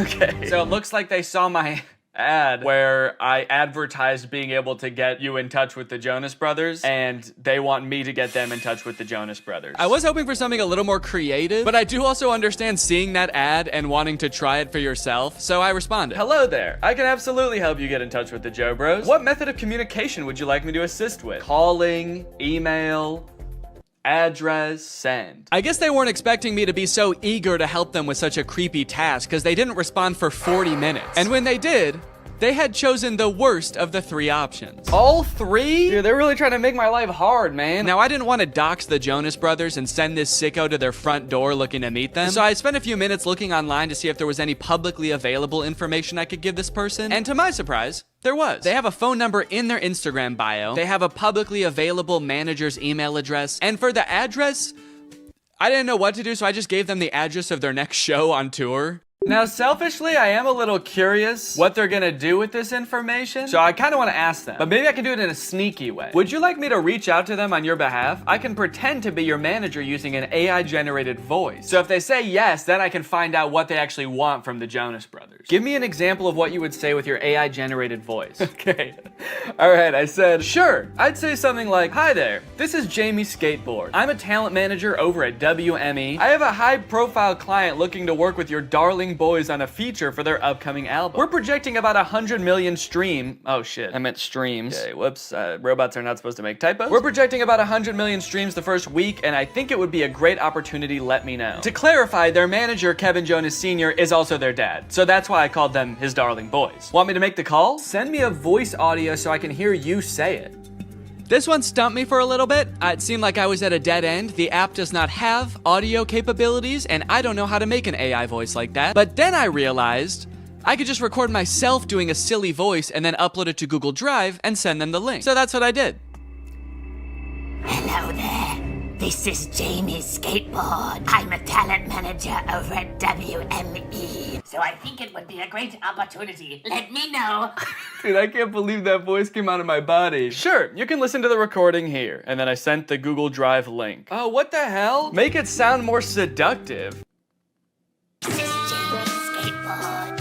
I'm a talent manager over at WME. Perfect. They did not respond after this, but that's okay because we just got another user. His name is Davis, and he asked, can you get me in touch with Lady Gaga? Is that all people want to see from this app? Okay, this time I'm gonna say, of course, I will call her right now using my AI-generated voice. What do you want me to say? I'm putting this person on the spot right away. I'm calling her. What do you want me to say? None of this beating around the bush. Okay, he says he wants to tell her this is your biggest fan.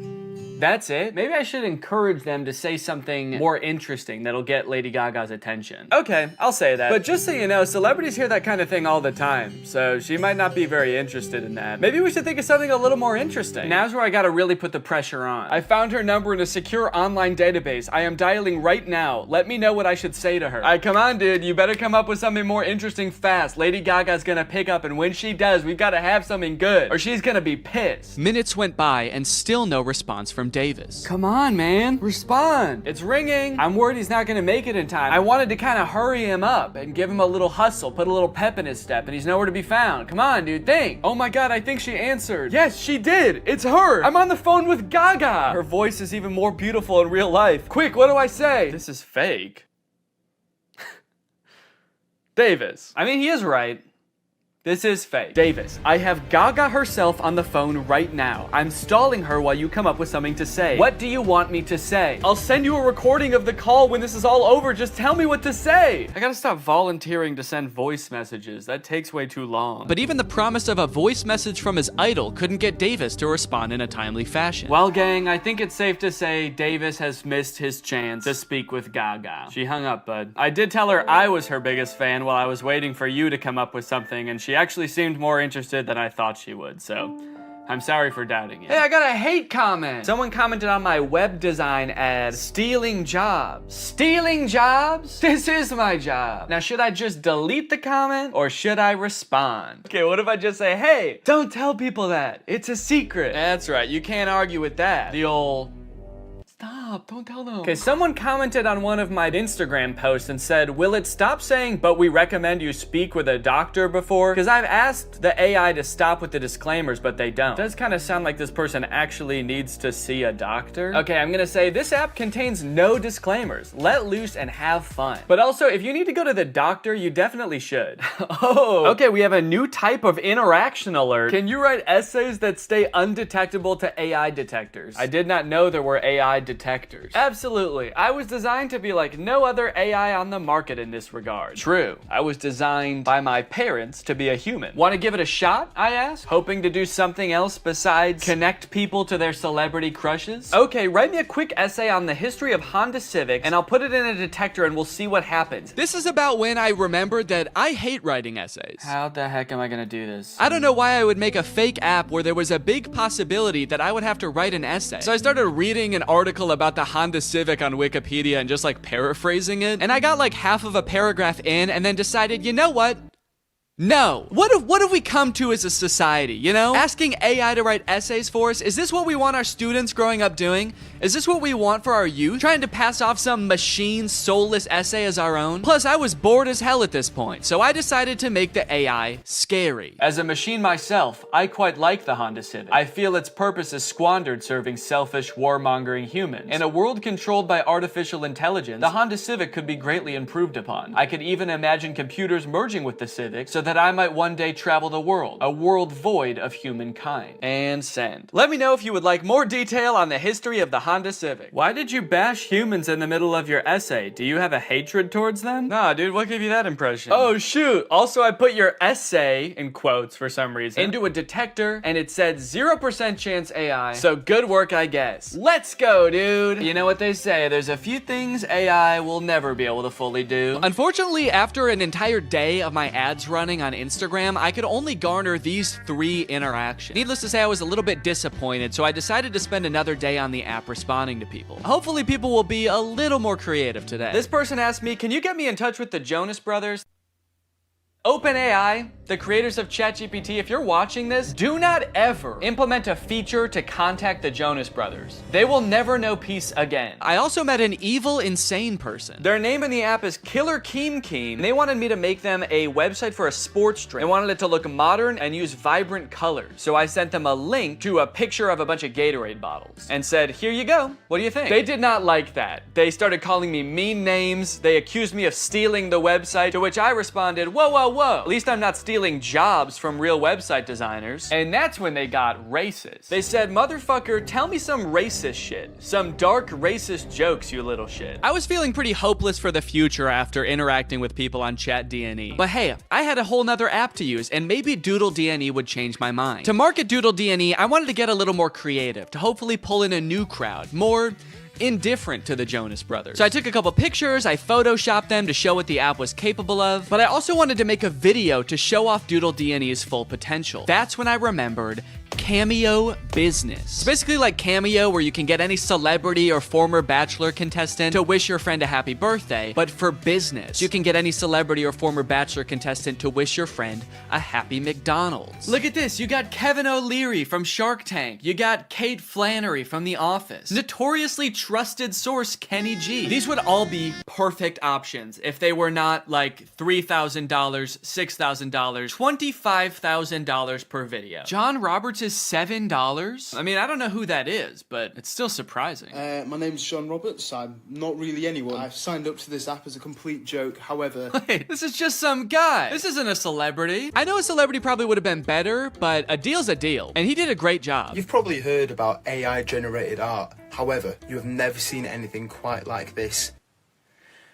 These were all generated by DoodleDNE. Okay, dude, we've got our first request. Just one user into DoodleDNE, and I could already tell the prompts were gonna be better. Emerald tablet of Thoth display. And then they responded again because I didn't respond yet, and they said, Emerald tablet of Thoth. What is Thoth? Oh, Thoth. So, okay, Thoth is some kind of Egyptian god? Oh, there we go, Thoth. Yeah, the Egyptian god Thoth. My first method of choice was to draw the prompts as they came in. I figured I could crank them out pretty quickly this way. Real AIs like these are a hot button issue right now, especially image generation ones. I've seen a lot of debate on whether these types of things are ethical. These AI models are basically made by companies who use other people's artwork without their consent to train their own AI to output images in that same style. I'm not an artist or a graphic designer, so I can't 100% empathize with how that would feel to have that happen to me, but I do think a lot of people are giving this technology a pass just because it's a robot and not a real person. If this was a person, we would all think that person was weird as hell. Picture your favorite musical artist. If a new artist came up on the scene and was like, I've been training for decades, listening to this one artist's songs,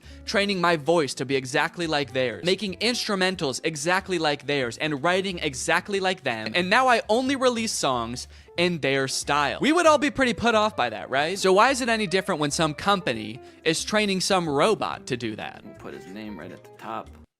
Oh!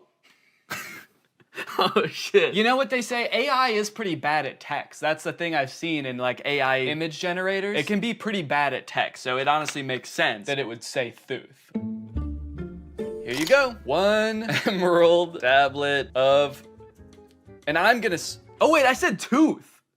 Wait, I didn't even say. Thank you for using Doodle DNE. How did I do? I'm really curious to see what his opinion's gonna be on this. Unfortunately, they never responded with their opinion, so I can only assume they loved it so much that they died. The next prompt was a skeleton dachshund, which I crushed. Why does this skeleton dog have ear bones? Dogs don't really have bones in their ears, do they? Then a bear swimming underwater and a monkey. I don't know if these were supposed to be separate prompts, but I decided to combine them to save time. A bear. Okay, this is not looking like a bear at all, dude. Holy cow, this looks nothing like a bear. Oh no! Oh no! It also looks like it's drowning. Why does its body... Oh no.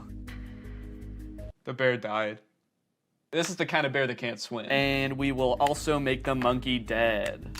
Probably could have cropped that a little better. You can kind of see my desk in the background, but... And we'll send a survey as well. How did I do? I'm pretty proud of this one. I mean, for doing that so fast, that's pretty good. So far, nobody has responded to my survey at the end to tell me how I did, which is kind of disheartening. I just want a response back. It just feels like I'm getting ghosted by people now. The prompts were a little more creative, and in that regard, my faith in the human race was on the up and up. But also, I was doing all this work over here, drawing your weird prompt that you could have just Googled. But you don't even have the decency to respond to my message back and tell me you hated it? I was feeling pretty disrespected, honestly. At least until this next prompt. Drug baby and kamikaze lifestyle. That's the prompt. Drug baby and kamikaze lifestyle. Whoa, they sent another prompt. Red ruined planet with 2 alien astronauts. I've never heard kamikaze described as a lifestyle before. Like, I know it's a form of like warfare, but to live your life in that way, it must be, I mean, you can't by definition almost. Like,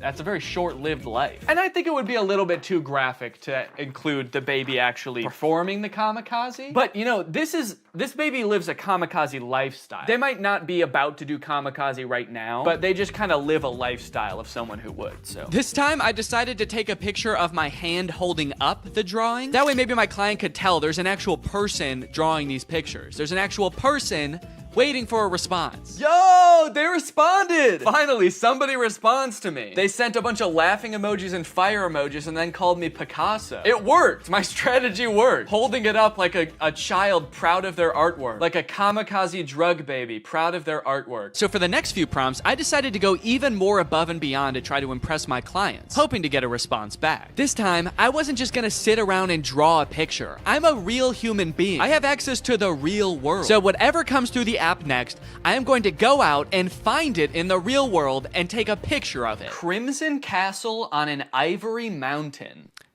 Okay, that prompt was a little bit more difficult than I was anticipating, but I didn't have any time to waste. I had to get the shot, so I sped to Walmart, I rummaged through their wares, and in no time, I had found a pretty suitable Crimson Castle and a not too shabby Ivory Mountain. There are fully some right there. Oh yeah, dude. Here you go. 1 Crimson Castle on an Ivory Mountain. I gave him the old how did I do? And then I also said, sorry it took so long, I had to go to Walmart. Okay, somebody just asked for trees. Why even ask for an AI to generate that? Forget Google, just go outside and take a picture of that yourself. You live near a tree. I don't care who you are or where you're watching this, you live by a tree. I said, you just want like a picture of trees? Can't you just go outside and get one? Okay, they responded with a laughing emoji. Your favorite tree. Okay, I got you. Let me go find it. You know, I'd like to get to know this person a little better. I'll say, how are you doing today? I feel like we have kind of a personal connection, me and this person. Maybe I'll take a picture of me in front of the tree so they can see like me enjoying the tree. I just get hit by a car. They get a message back in the app being like, sorry, he died. They said, that's interesting. I'm good. Hella smoky outside though. Yourself? Smoky outside. I wonder if they live like where the wildfires Oh, dang, they said, yes, it's all smoky and can't see the beautiful trees with the horrid layer of pale smoke. It would be nice to see something fresh and clean. Damn, I kind of feel bad now. Now this is restoring my faith in humanity, dude. This person just wants to see a picture of a tree because it's too smoky outside and they can't see any trees. Is that good? Okay. I threw a couple filters on myself so as to disguise my identity and send it back to this mystery tree lover. I said, oh dang, I'm sorry to hear about that. I hope this picture helps. I hope that they're safe. Don't worry, they were. They don't live in the area where the forest fire was actually happening. It was just smoke blowing in from a different region. So they were safe. And also, they loved my picture. That's amazing. Thank you so much. I would be just as happy if I could be next to a tree like that. I finally felt like I was getting through to people, forming a real human connection. But that is when I met the final boss of AI users. Generate an image of Donald Trump in a Mexican prison behind bars. Bars! This is gonna be so easy. Donald Trump in there. I said, sorry you can't see him, it's so dark in there, but he's in there. That's horrible, it's not even a prison cell and you can't see Donald Trump. Yeah, cause it's dark in there. This person not only had the strangest prompts, but they had no issues really letting me have it when they didn't like my picture. Oh, I guess you actually can kind of see in there. Yeah, there's definitely no Donald Trump in there. Then they asked me again to generate an image of skinny Donald Trump. I said, okay, my bad, I'm on it. What kind of style would you like this in? Surrealist? I hope they want it in surrealist, dude. That'll make it way easier. Oh, crap, dude. They wanted in realism. They weren't gonna let me take the easy way out. Drawing was out of the question. I decided to stall them by asking how their day was going, and then I began creating my magnum opus, a skinny legend Donald Trump. It was beautiful. Oh yeah, dude. That is skinny legend Donald Trump right there. Holy cow. Well, they haven't responded with how their day's going yet. I kind of don't want to send them the picture. If you're not even gonna have the courtesy to respond to me, maybe I'll say that. I said, okay, I'm done with the pic, but I kind of don't want to send it to you now because you won't even answer a simple courtesy question. So let's see what they have to say about that. Please answer in the style of realism. I waited for a response, but after 30 minutes, Donald Trump guy was nowhere to be found. I guess the prospect of having to be nice to me one time was just too much for him. Oh, dude, they responded. They said, my day is going well. May I please have my picture now? And they loved it. Faith in humanity restored. They even sent me another prompt. May I please have an image of an extremely obese Donald Trump eating KFC fried chicken? Yeah, I'm not doing that. Oh, I also forgot about this weird prompt. Can you film a video about today's sponsor? This video has been sponsored by HelloFresh. Guys, kickstart your fall with great meals from HelloFresh. They handle all the meal planning and shopping and deliver all the ingredients right to your door, so the only thing you have to do is cook. They do all the hard stuff, and you get to take the credit. A brand new season calls for brand new meals, which is why HelloFresh has a new lineup for fall with 40 weekly recipes that can fit your lifestyle no matter who you are. They've got veggie recipes, family-friendly recipes, and fit and wholesome recipes, so no matter who you are or what you like to eat, they've got something for you. Hey, I've got a lot going on right now. I'm about to have a child, so the less I have to go to the grocery store and plan meals, the better, which is why I love HelloFresh. Here you can see us cooking a delicious pork bowl that we made this week. It was so tasty, and it only took like 25 minutes to make. Their quick and easy options are fantastic. And if you're looking for more than just dinners, HelloFresh has you covered. They've got quick lunches, easy breakfast, and fresh snacks to keep you satisfied all throughout the day. The food is delicious, the ingredients are great, all of the produce comes from the farm to your door in less than 7 days, so you know you're getting the good stuff. So guys, if you want to make your life a little bit easier this fall, then head on over to HelloFresh.com and use my code 50TrulyGreg at checkout for 50% off plus free shipping. That's HelloFresh.com. Use my code 50TrulyGreg at checkout for 50% off plus free shipping. Thank you to HelloFresh for sponsoring this video, and thank you to you guys for checking out HelloFresh. Thanks for watching this video. If you're not subscribed, make sure you subscribe and turn on my notifications to join Greg. We are the fastest growing army on the internet, and you do not want to miss out, baby. I'll see you next time. Bye-bye. What's up, Greg, and welcome back to another episode of A Grown Man Spends 20 Minutes Making Fun of a Movie for Kids. You may have noticed something a little bit different. There's a microphone in the frame. I got a new stand for my microphone, and apparently the only way I can get it like close enough to me is by having it slightly in frame. So I hope this isn't super distracting. This would be kind of a crazy way for like one of those faceless YouTubers to film videos. What's up, guys? So today we're going to be talking about Zapped. And after watching this movie, I'm starting to think that the writers of Disney Channel original movies are not capable of writing a movie that's not about a teenager trying to control the opposite sex and mold them and craft them to their liking. You got Pixel Perfect, a movie about creating like the perfect girl pop star. How to Build a Better Boy, pretty self-explanatory in the title on that one. And then you got this movie Zapped, which is about Zendaya discovering that her dog training app can actually train boys to obey. Sorry? It can train boys to obey her every command. It's not actually Zendaya. She's not playing herself. It's Zendaya's playing a character named Zoe. I think that's probably pretty clear, but I just wanted to clear that up. This movie is full of dark magic. I'm convinced of it. There's something deeply sinister going on in this movie. I don't know what it is, but I'm gonna figure it out. Let's go ahead and watch it. The movie starts out with Zendaya's character Zoe giving a maid of honor speech at her mom's wedding. She's marrying this new guy, so her family is about to be merged with his family. So it's Zendaya and her mom, and then this man and his 3 sons. So it's like a family of women mixing with a family of men, which makes a lot of sense because as we know, women give birth to girls and men give birth to boys. First off, I just want to say how happy I am that my mom has finally found love again. She is the most giving person I know. Her speech starts off sweet, but then she immediately just starts like kind of complaining about having to live with 4 new guys because they're stinky. 4 guys and their mysterious odors that they always blame on the dog. Yeah, she sort of takes the opportunity to complain and just make her mom, I guess, like feel bad for marrying a guy. It's the happiest day of her mother's life. And also this guy, her new stepdad, is the happiest day of his life. And her speech is like, I hate my new family, my new stinky family. And this wedding will certainly ruin my life. To make matters even worse, towards the end of her speech, the boys lose control of their pet dog, who is at their wedding for some reason. They lose control of the dog, and the dog goes crazy and knocks like a chocolate fondue fountain all over Zendaya. And at this moment, I couldn't help but remember that Zendaya's character in Euphoria is supposed to be the same age as Zendaya's character in this movie, and their lives are drastically different. Throughout this movie, you will find that the characters are like super weird. They're like caricatures of people that don't exist in real life. And to show how much it's gonna suck really living with the boys, the writers of this movie decided to have the next day start with Zendaya's new stepdad screaming in the hallways, getting everybody ready for school. But then when he sees Zendaya come out of her room, he like doesn't know how to talk to her.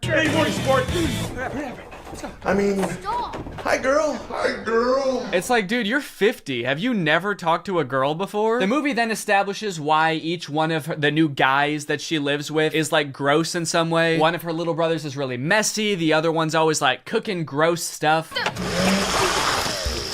Which is like a weird character trait. I get the messy younger brother, but like the gross cooking younger brother, is that a thing? Is that something I'm supposed to be able to relate to? And then the oldest of the brothers is like always frantically running around. He's like always late for something. He's really scatterbrained. My pants! Where are my pants? Where are my pants? Where are my pants? Okay, excuse me, can we just establish a few ground rules here? If you're not wearing pants, please stay out of my personal space bubble. Look, Zoe, I have morning basketball practice, and then a players meeting, and then a captain's meeting, and then even more practicing. Kind of weird to respond to a request about like not invading my personal space when you're not wearing pants by saying like, but Zoe, I've got basketball practice. Like he fully like bumps his butt on her while getting ready in his underwear, and she's like, can you not do that? And he's like, sorry, sometimes when you're busy you just gotta rub up on your stepsis in your underwear. What don't you get? I'm in many extracurricular clubs, okay? Along with moving into a new house with all these boys, she also starts attending her new school, which is the school that her brother goes to. And you know how in Disney movies there's always like the distinct cliques, like there's the popular crowd and then there's like the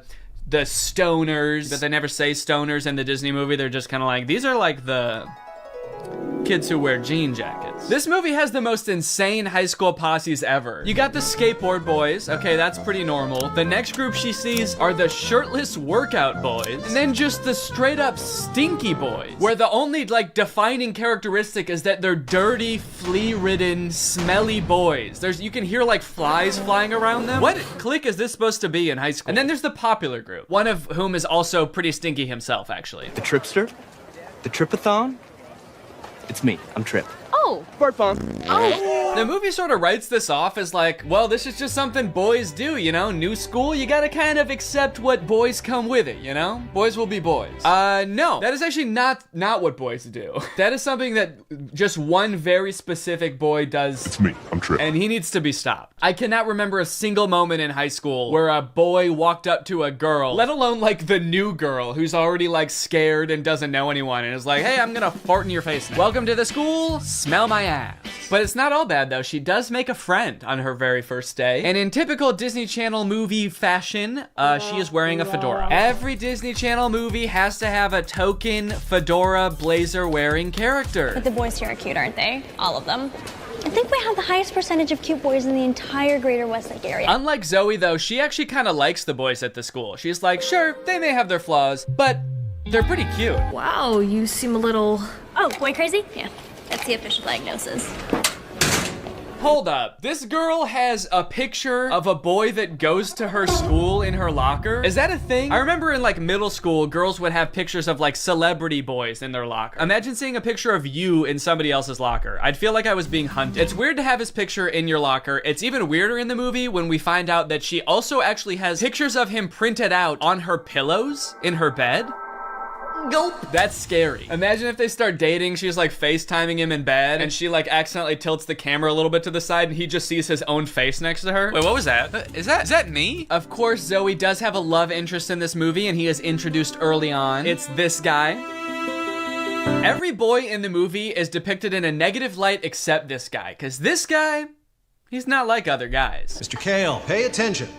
There will be a quiz. On the praying mantis? Sphodromantis viridis, carnivorous member of the phylum Arthropoda, class Insecta. Wow, he really is different than all the other guys. He knows about praying mantises. Most guys around this school don't know shit about bugs. Yeah, the movie really seems to depict this guy as like the way that guys should be. Guys shouldn't be stinky and messy, okay? Guys should wear beanie and sunglasses and know shit about bugs and be 35. I know I talk about this in like every Disney Channel original movie video that I make, but this guy literally looks like he's 30. Maybe he was held back for being too cool or not not being stinky enough. That seems to be a requirement at the school. He went on stage to accept his diploma and they shook his hand and they were like, wait a minute, why isn't your hand sticky? Actually, there's no flies flying around you. Get out of here, dude. Back to freshman year. No wonder you do the silent lone wolf sunglass rebel thing. Oh, it's pancake mishap this morning. No, I'm not looking at that. Okay, well then what are you looking at? I'm looking at you. Creepy. Stops in the middle of the hallway just to stare her down. I think I've got you figured out. Oh, really? Mm-hmm. Yeah, I don't know, man. This just comes off as creepy to me. I guess this is supposed to be romantic, but it's not really romantic to me. Just scary. I can see inside you. Another one of the plot lines in this movie is that Zoe wants to join the dance team, but the girl who runs the dance team is like the popular mean girl. She doesn't want Zoe on the dance team because she's too good at dancing and it's gonna make her look bad or something. Anyway, by now you're probably wondering, when the frick does this app thing happen, right? When the frick does Zoe discover that the dog training app works on boys? Well, at first, it doesn't. Zoe's just trying to train the family dog because it's all just like the rest of the boys in the house. It's stinky. Gross. And it like destroys her room and shit. Breaks this thing that her dad gave to her. She downloads this app called Listen and Obey, which is kind of an ominous sounding app. Sit.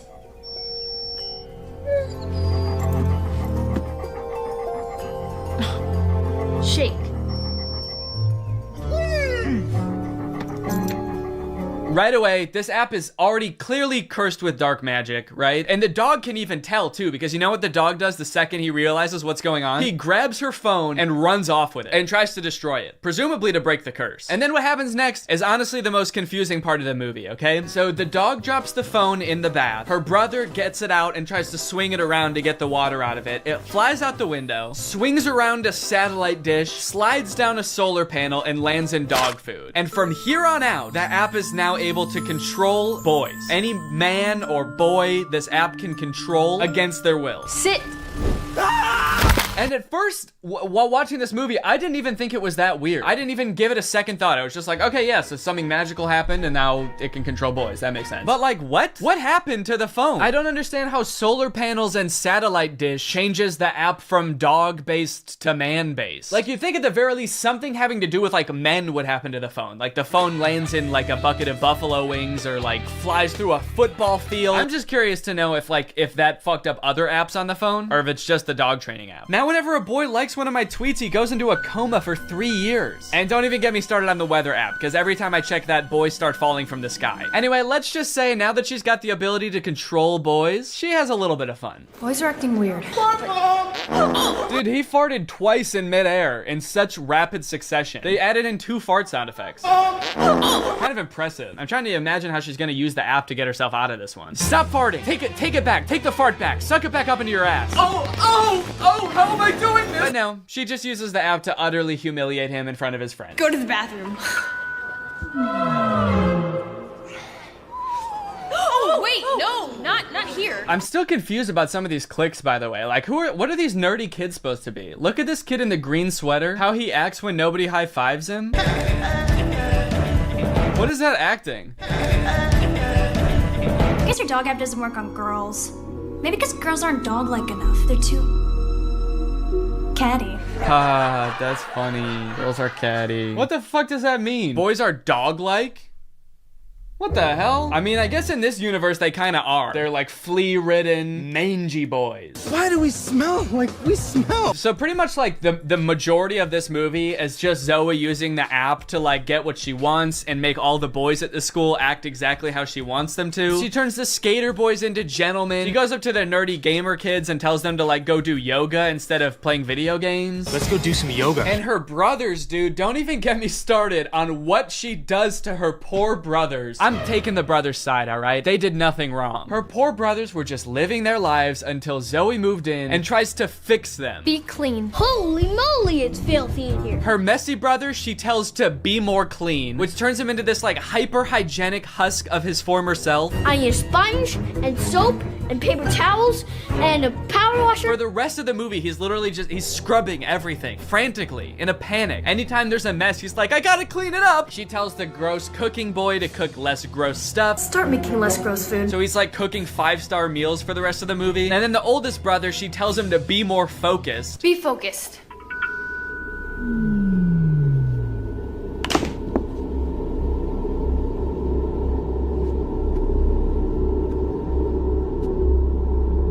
Lampshade. The boy is just like focused on inanimate objects for the rest of the movie. He's just like staring at a lamp or at the basketball net. She turns her own family into like mindless zombies and she's like, this is better. This is nice. It's creepy, dude. It's eerie, this movie. In all honesty, dude, this show walked so that WandaVision could run. This is basically WandaVision. In fact, since they're both owned by Disney, I wouldn't be surprised if this was in the same universe. This is like a prequel to WandaVision. This is where she gets the idea. It's kind of funny how low the stakes are considering the power that she holds. She could like take over Wall Street. She could get rich. She could make anybody do what she wants. Any man. She could fix every war. Create world peace. In fact, I think her friend says that at one point in the movie. She's like, we could end every war with this. And Zoe's just like, yeah, we could, but I simply will not. I think it's more important that my brother stares at a lamp for the rest of his life. That's kind of the shit I'm on. Things aren't nearly as terrible as they were. Then again, I'm talking to a dog, so I might just be losing my mind. Hey, smartphone. In this scene, there's a little bit more development with the love interest. Zoe runs into him reading alone in the park. So what are you reading? Oh, no, let me guess. The Cool Guy's Guide to Wearing Sunglasses Inside. Uh-huh. It's close. To Kill a Mockingbird. Uh-huh. I feel like when he holds up that book, we're supposed to be like, wow, he really is not like other guys. Except that, like, that is required reading in most high schools, so he actually is like other guys. He's like every other guy. To Kill a Mockingbird's sort of my favorite book. My second favorite is The Great Gatsby. Third favorite is Geometry 101. I just love to read, what can I say? Eventually things start to get a little crazy at school, and Zoe realizes that she probably shouldn't be controlling people like this anymore. People are getting into fights and stuff because the new cliques at school are just like not meshing well. So Zoe's like, all right, I'll just make them stop. And she tells the app to stop. And then of course, everybody just stands still and freezes. And so she's like, oh no, I can't reverse the commands. If I tell them to stop, they're just gonna literally stop. And so then like many more days go by and she's just like, well, I guess I can never reverse the thing. And it's like, well, what if you just said, hey, ignore all the commands I gave you, instead of just saying stop and being like, oh, it didn't work. The movie continues to get even more dark to like a startling point. There's a creepy ass scene where the whole JV dance team wants to resign because they don't like dancing anymore. And Zoe's like, how about I use the app to make you dance instead? And so there's just a scene of them all like sadly dancing because their hearts aren't in it, but they are being like physically forced to dance. And the movie even goes so far as to make Zoe force the love interest to kiss her with the app. Kiss me.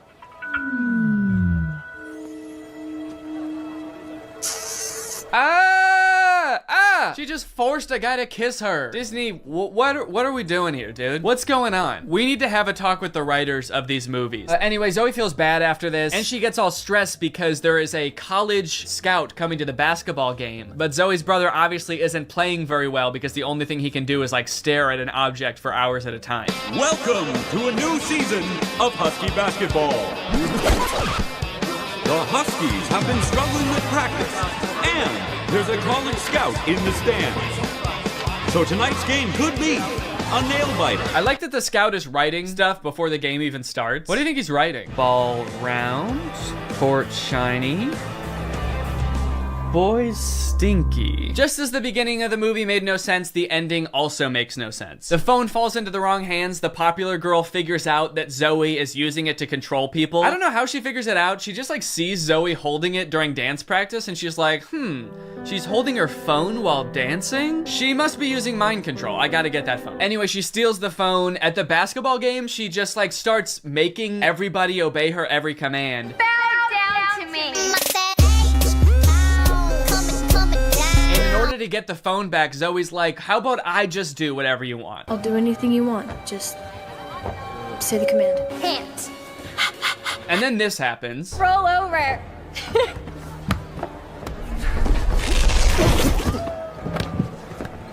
How did you? I'm your brother.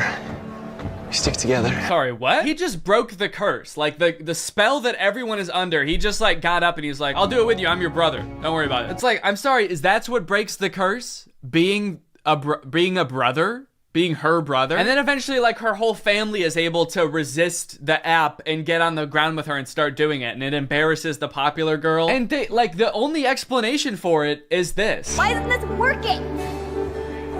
Because everyone knows you can never make a dog turn against its own pack. The rules to this movie, the lore does not make sense. I guess that's just how Disney Channel movies go. In the end, everyone sort of learns that like, hey, girls have things that girls do that are weird to boys, and boys do things that are weird to girls. And that's just how we need to leave it. Which in some sense I would agree with. Not in this movie though. The boys are disgusting in this movie. They need to change something about themselves. I think that there could be some middle ground between her mind controlling them and them just being utterly repulsive. Anyway, the moral of the story is like Zoe realizes that she is not God and should not have unilateral control over everyone's lives, and they all live happily ever after. Well guys, we may never be able to control boys using our smartphones, but you know what we can control?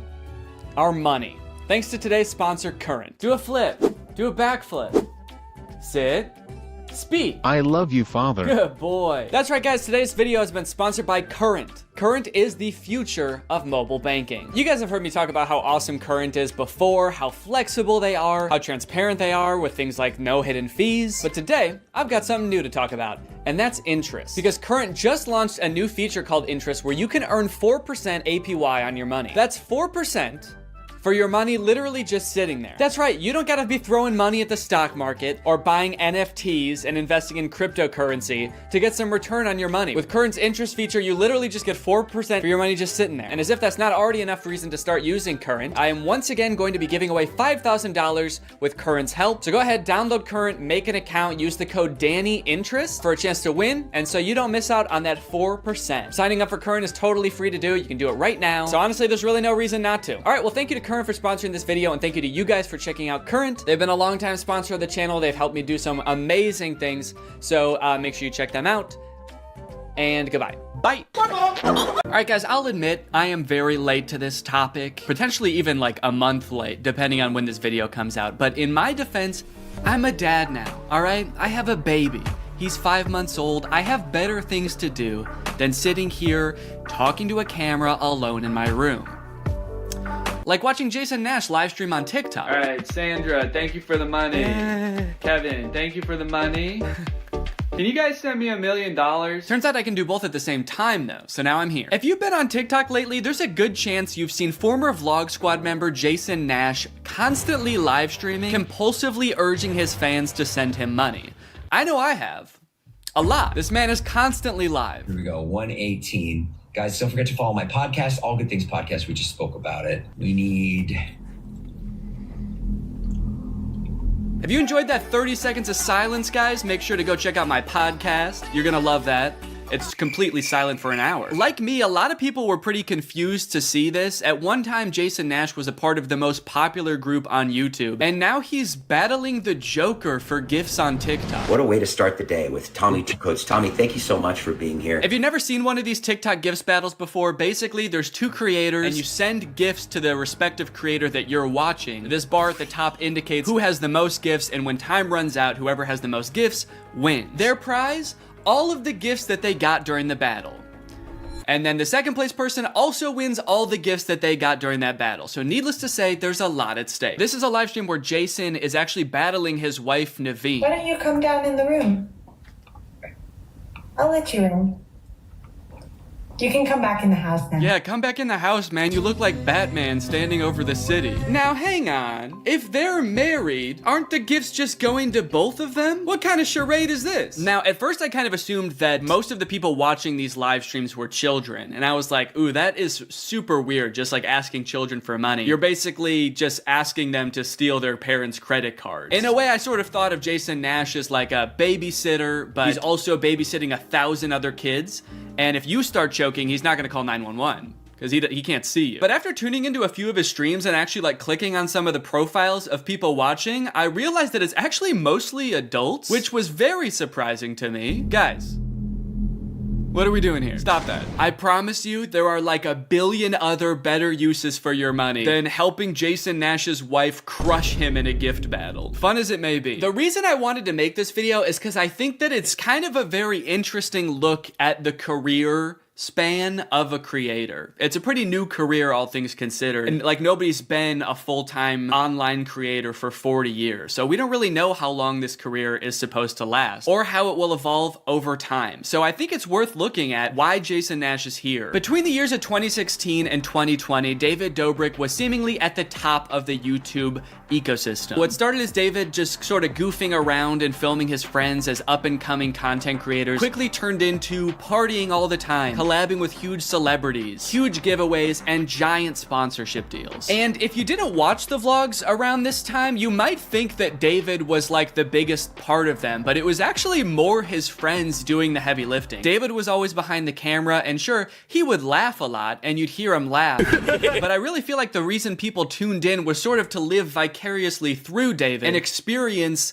the goofiness that was all of his friends. So while all of the vlogs were on David's channel and David was inevitably the most popular member of the Vlog Squad, I really feel like he owes most of his success to his friend group. But it was a fun time. I watched a lot of the vlogs back in the day and I really enjoyed them. It felt like you were a part of this friend group. And in a lot of ways, you were like the members of the Vlog Squad, because like the members of the Vlog Squad, you also were not getting paid for your appearances in the videos, which is something that I always found kind of weird. David's friends never got any sort of payment. Their only payment was in exposure. And so what kind of ended up happening was, because everybody else around David wanted to launch their careers off of David's vlogs, they all started vlogging too. But because they would always be hanging out together, all of their vlogs seemed to be just like the same situation from a bunch of different angles, and everybody was holding vlog cameras. It got pretty out of hand for a while there. Eventually though, during the pandemic, a bunch of stuff happened that caused David to take a step back from vlogging. Mainly a bunch of scary accusations about one of his best friends, Dom, and also him almost killing one of his other best friends, Jeff Wittick, by slamming him into the side of an excavator. After losing a bunch of followers and probably more importantly a bunch of sponsors, David posted an apology saying he was gonna do better. He said he was gonna take steps to make sure his vlogs were a safer environment for the people in them. And I want to be able to have a place of checks and balances. I want to have HR. If he had to choose between quitting vlogging or doing it safer with an HR team,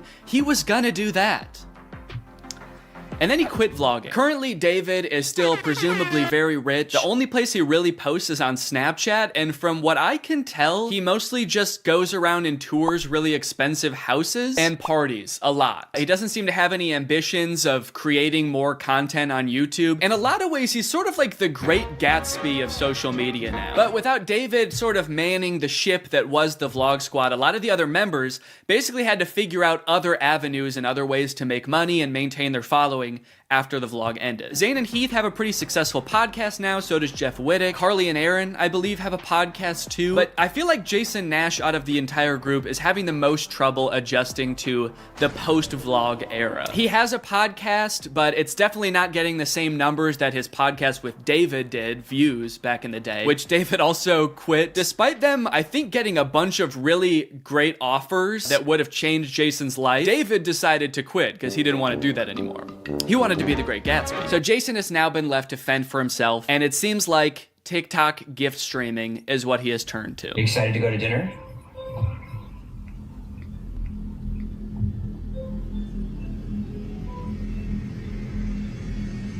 Man, this is content, baby. This is crazy. I didn't know all you had to do is just sit there and stare at your camera and people will just send you money. Why did I write this whole video? So a lot of the response has obviously been kind of cringing at this feeling that what he's doing now is very shady. And I mean, he's not really harming anybody, I guess. It does seem like it's mostly adults sending him money. Obviously, there's always going to be kids online stealing their parents' credit cards, so that's not great. I do get kind of a shady vibe from it just because there literally is no content for you to consume except to send him money. Like, the whole point of this stream is to see how much money Jason can make without having to do anything. That's like the point of the stream. Melanie, thank you. Let's go. And you could argue that Twitch streaming has donations and, you know, a bunch of other live streaming does too. But I would argue that there's at least some content behind that. Someone's playing a video game or they're doing a podcast live and the donations are just a little bit extra on top. It's not the content itself. I've also seen a lot of people wondering, like, wait, isn't David super generous? During his vlogs, he was always giving away cars. He was paying for people's weddings, just like handing out PlayStations to people on the street. Surely he could just help Jason if he's struggling financially, right? Wrong. From some of Jason's podcast clips, it seems that that is definitely not the case. But before we get to that, I've got to make some money of my own. Alright guys, let's get those gifts in. James, thank you for the llama. Carol, thank you for the sombrero. Brian sent a Arab? Oh. Is this a gift on TikTok Live? Also, how did you get this one? This one's mine. Well, regardless, this is actually pretty convenient because this video is sponsored by Arab. Arab flavors your water using scent-based taste. And, oh, Brian also sent a scent pod? Oh, thanks, man. Okay, so I can put that on. With the scent pod down like so, it's just a normal water bottle. But when I activate the scent pod, air is able to pass through the scent pod and into your mouth, where you can taste the scent. Send me money. I like to bust out my air up while I'm getting work done. It gives my water a little bit more which is what I need when I'm trying to focus. This one right here is lime, and it is excellent. Someone said, come to Brazil. I'm busy. Air up is a unique hydrating experience. You can't get this anywhere else, buddy. No chemicals, no sweeteners added to the water, just plain old water into my plain old mouth. The scent pods come in a variety of flavors. I really like the lime and the peach. My editor, Jake, is really fond of cherry. So no matter what kind of flavors you like, there's bound to be a couple for you. You want to spice up your hydration experience, click the link in the description, get yourself an Air Up, get yourself some scent pods, put your mouth on the nozzle, and suck away. You look really tired today. That is mean. Thank you to Air Up for sponsoring this video, and thank you to you guys for checking out Air Up. Now back to the video. About a month ago, when Jason was in the thick of his live streaming every day, he posted this podcast where he and a bunch of David's mutual friends talk about how different life is now that David's not vlogging anymore. Like, the thing is, like, David's in this, like, moment in his life. Yeah, where he can do anything. Where he just parties. Oh no, Jason. The look on your face, man. Jason's like, don't look bitter, don't look bitter, don't look bitter. Where he can do anything. Perfect. He can do whatever the fuck he wants now. He calls me to play pool. And I'm like, I gotta go live. And I don't expect him to understand that. You don't expect him to understand that you have to work to make money? You know he did that too, right? I wouldn't expect him to understand that, man. He hasn't had to work in, gosh, what is it, 2 years now? I hate to say it, Jason, I think he gets it. I just don't think he cares. Like, I'll say things like, I'm losing my house. and he'll be like, oh, but just come play pool. I just don't think he cares. Dude, Jason, haven't you learned anything from being friends with a popular YouTuber? You just told him you might lose your house, and he invites you over. You think he really wants to play pool? Dude, he's probably gonna Mr. Beast you. He's probably inviting you over so he can, like, surprise you with a new house. He might make you do Squid Games for it, but you have a chance to win a new house. Maybe he'll give you a new car. Or, you know, surprise you with his new car like he did that one time. My surprise to you is that I'm buying myself a car. I know, right? That was cool. I will say it is interesting that David seemingly stopped doing the extravagant giveaways once he stopped doing the vlog. I wonder what the correlation there is. That's kind of weird. There was a great TikTok that he sent, which was like some guy, it's just the guy that has like a lot of money and can do anything all day. He's like, oh, Diplo's having a party tonight? And like, it's literally like things that David has said. David sent Jason a TikTok of a rich, out of touch guy being like, oh my God, dude, this is so me. Dude, look at this TikTok. This is so me. That moment when you're rich and you're partying with Diplo and you're talking about how much you hate Jason Nash and how poor Jason Nash is. Guys, comment below if you found this relatable. But if you think about it, though, from 18 to like what, 23, 24. Oh, he was hitting it He never drank. I don't think he ever drank. Even when we would visit him, we'd be up till like midnight just like watching the edits, just like. Wow, he worked hard for 5 years? Let the man party, dude. Please do not burden David's poor gentle soul with your financial woes. Just let the man play pool and play with him, for God's sake. I mean, look, I don't doubt that he worked hard. The dude posted 3 vlogs a week. I'm sure it was a lot of hard work, but you know who also worked hard? Everybody in his vlogs. I mean, that dude just said it himself. They all stayed up with him until midnight watching the edits to make sure they were good. This was a group endeavor. And I know what people say. They say like, well, David gave them the opportunities, you know? He didn't have to make them famous. Yeah, he kind of did. That was like the whole point of his vlogs was his friends. David wasn't just making them famous because he was a good, generous guy. He was doing it because that's what was working. They made him famous as much as he made them famous. Now it's like the complete opposite. Everyone's like working and here's him just like, hey, what are you doing tonight? And it's like a Tuesday night. Everyone's working. Yeah, man, that is kind of a crazy switch. Whereas before, David was working and everyone was helping him. Now everyone else is working, so naturally David is partying with Diplo. Naturally, a lot of the conversation around Jason's live streams has revolved around the confusion as to why he wouldn't just get like a normal job if he was strapped for cash or if like the social media thing wasn't working out. Can someone make Jason Nash a fucking DoorDash account? People are wondering, why is he pursuing this career that is like universally seen as embarrassing or cringe rather than just getting a 9-to-5? And I totally get that criticism because I do love being a creator. I love getting to be my own boss. I love being creative on a daily basis, working with people that I'm really inspired by, entertaining people. But if this exact version of being a creator stopped being feasible, would I start doing gift streams on TikTok? Hell no. And not even necessarily because it's like embarrassing or cringe. It's just that like what I enjoy about being a creator, that does not accomplish. There's no being creative. There's no entertaining people. At a certain point, you like strip out all of the fun parts of the career and you just have only the most superficial parts of it left. Just money and fame. So no, if like this YouTube channel didn't work out anymore, there's a billion other things I would rather do that would be more enticing to me than like gift streaming on Twitch. But maybe Jason likes it. He doesn't look like he does, but maybe he does. On the other hand, I could say that Jason is also older. He's lived a lot more life, he's had a lot more experience, and his career in the entertainment industry has gone through a lot more ups and downs than mine has. From what I can tell, Jason has been a stand-up comedian, he's been in TV shows, he's been a podcaster, a Viner, and a Vlog Squad member, and now a TikTok live gift battler. Between all of those seasons of his life, I'm sure there was downtime where he could have thought, oh, maybe this isn't for me, I'm gonna get up and go get a normal job. And then, lo and behold, the next opportunity comes along. long. So in some sense, I do understand if Jason's mentality is like, maybe I'm just gonna do this for a little while until I get my next thing off the ground. And I know that when I started Vine, people said the same thing to me. They're like, what are you doing? Why are you doing Vine? You know? And I was like, okay, this is what I'm doing. And then I did YouTube, and people were like, why are you doing YouTube? And I feel like when you're first to something, that can really pan out. Yeah, I do get what you're saying, but also I don't know if this is the same as Vine and YouTube. Saying he's the first to this new thing like TikTok gift battling is gonna be the next big thing is very worrying to me. Please don't make that the next big thing, guys. On top of all that, there is this sort of like gamification in your head that happens when you're a content creator. Because so much of it is like numbers based, you're always looking at your analytics, hoping your numbers go up. It becomes kind of a game in your head to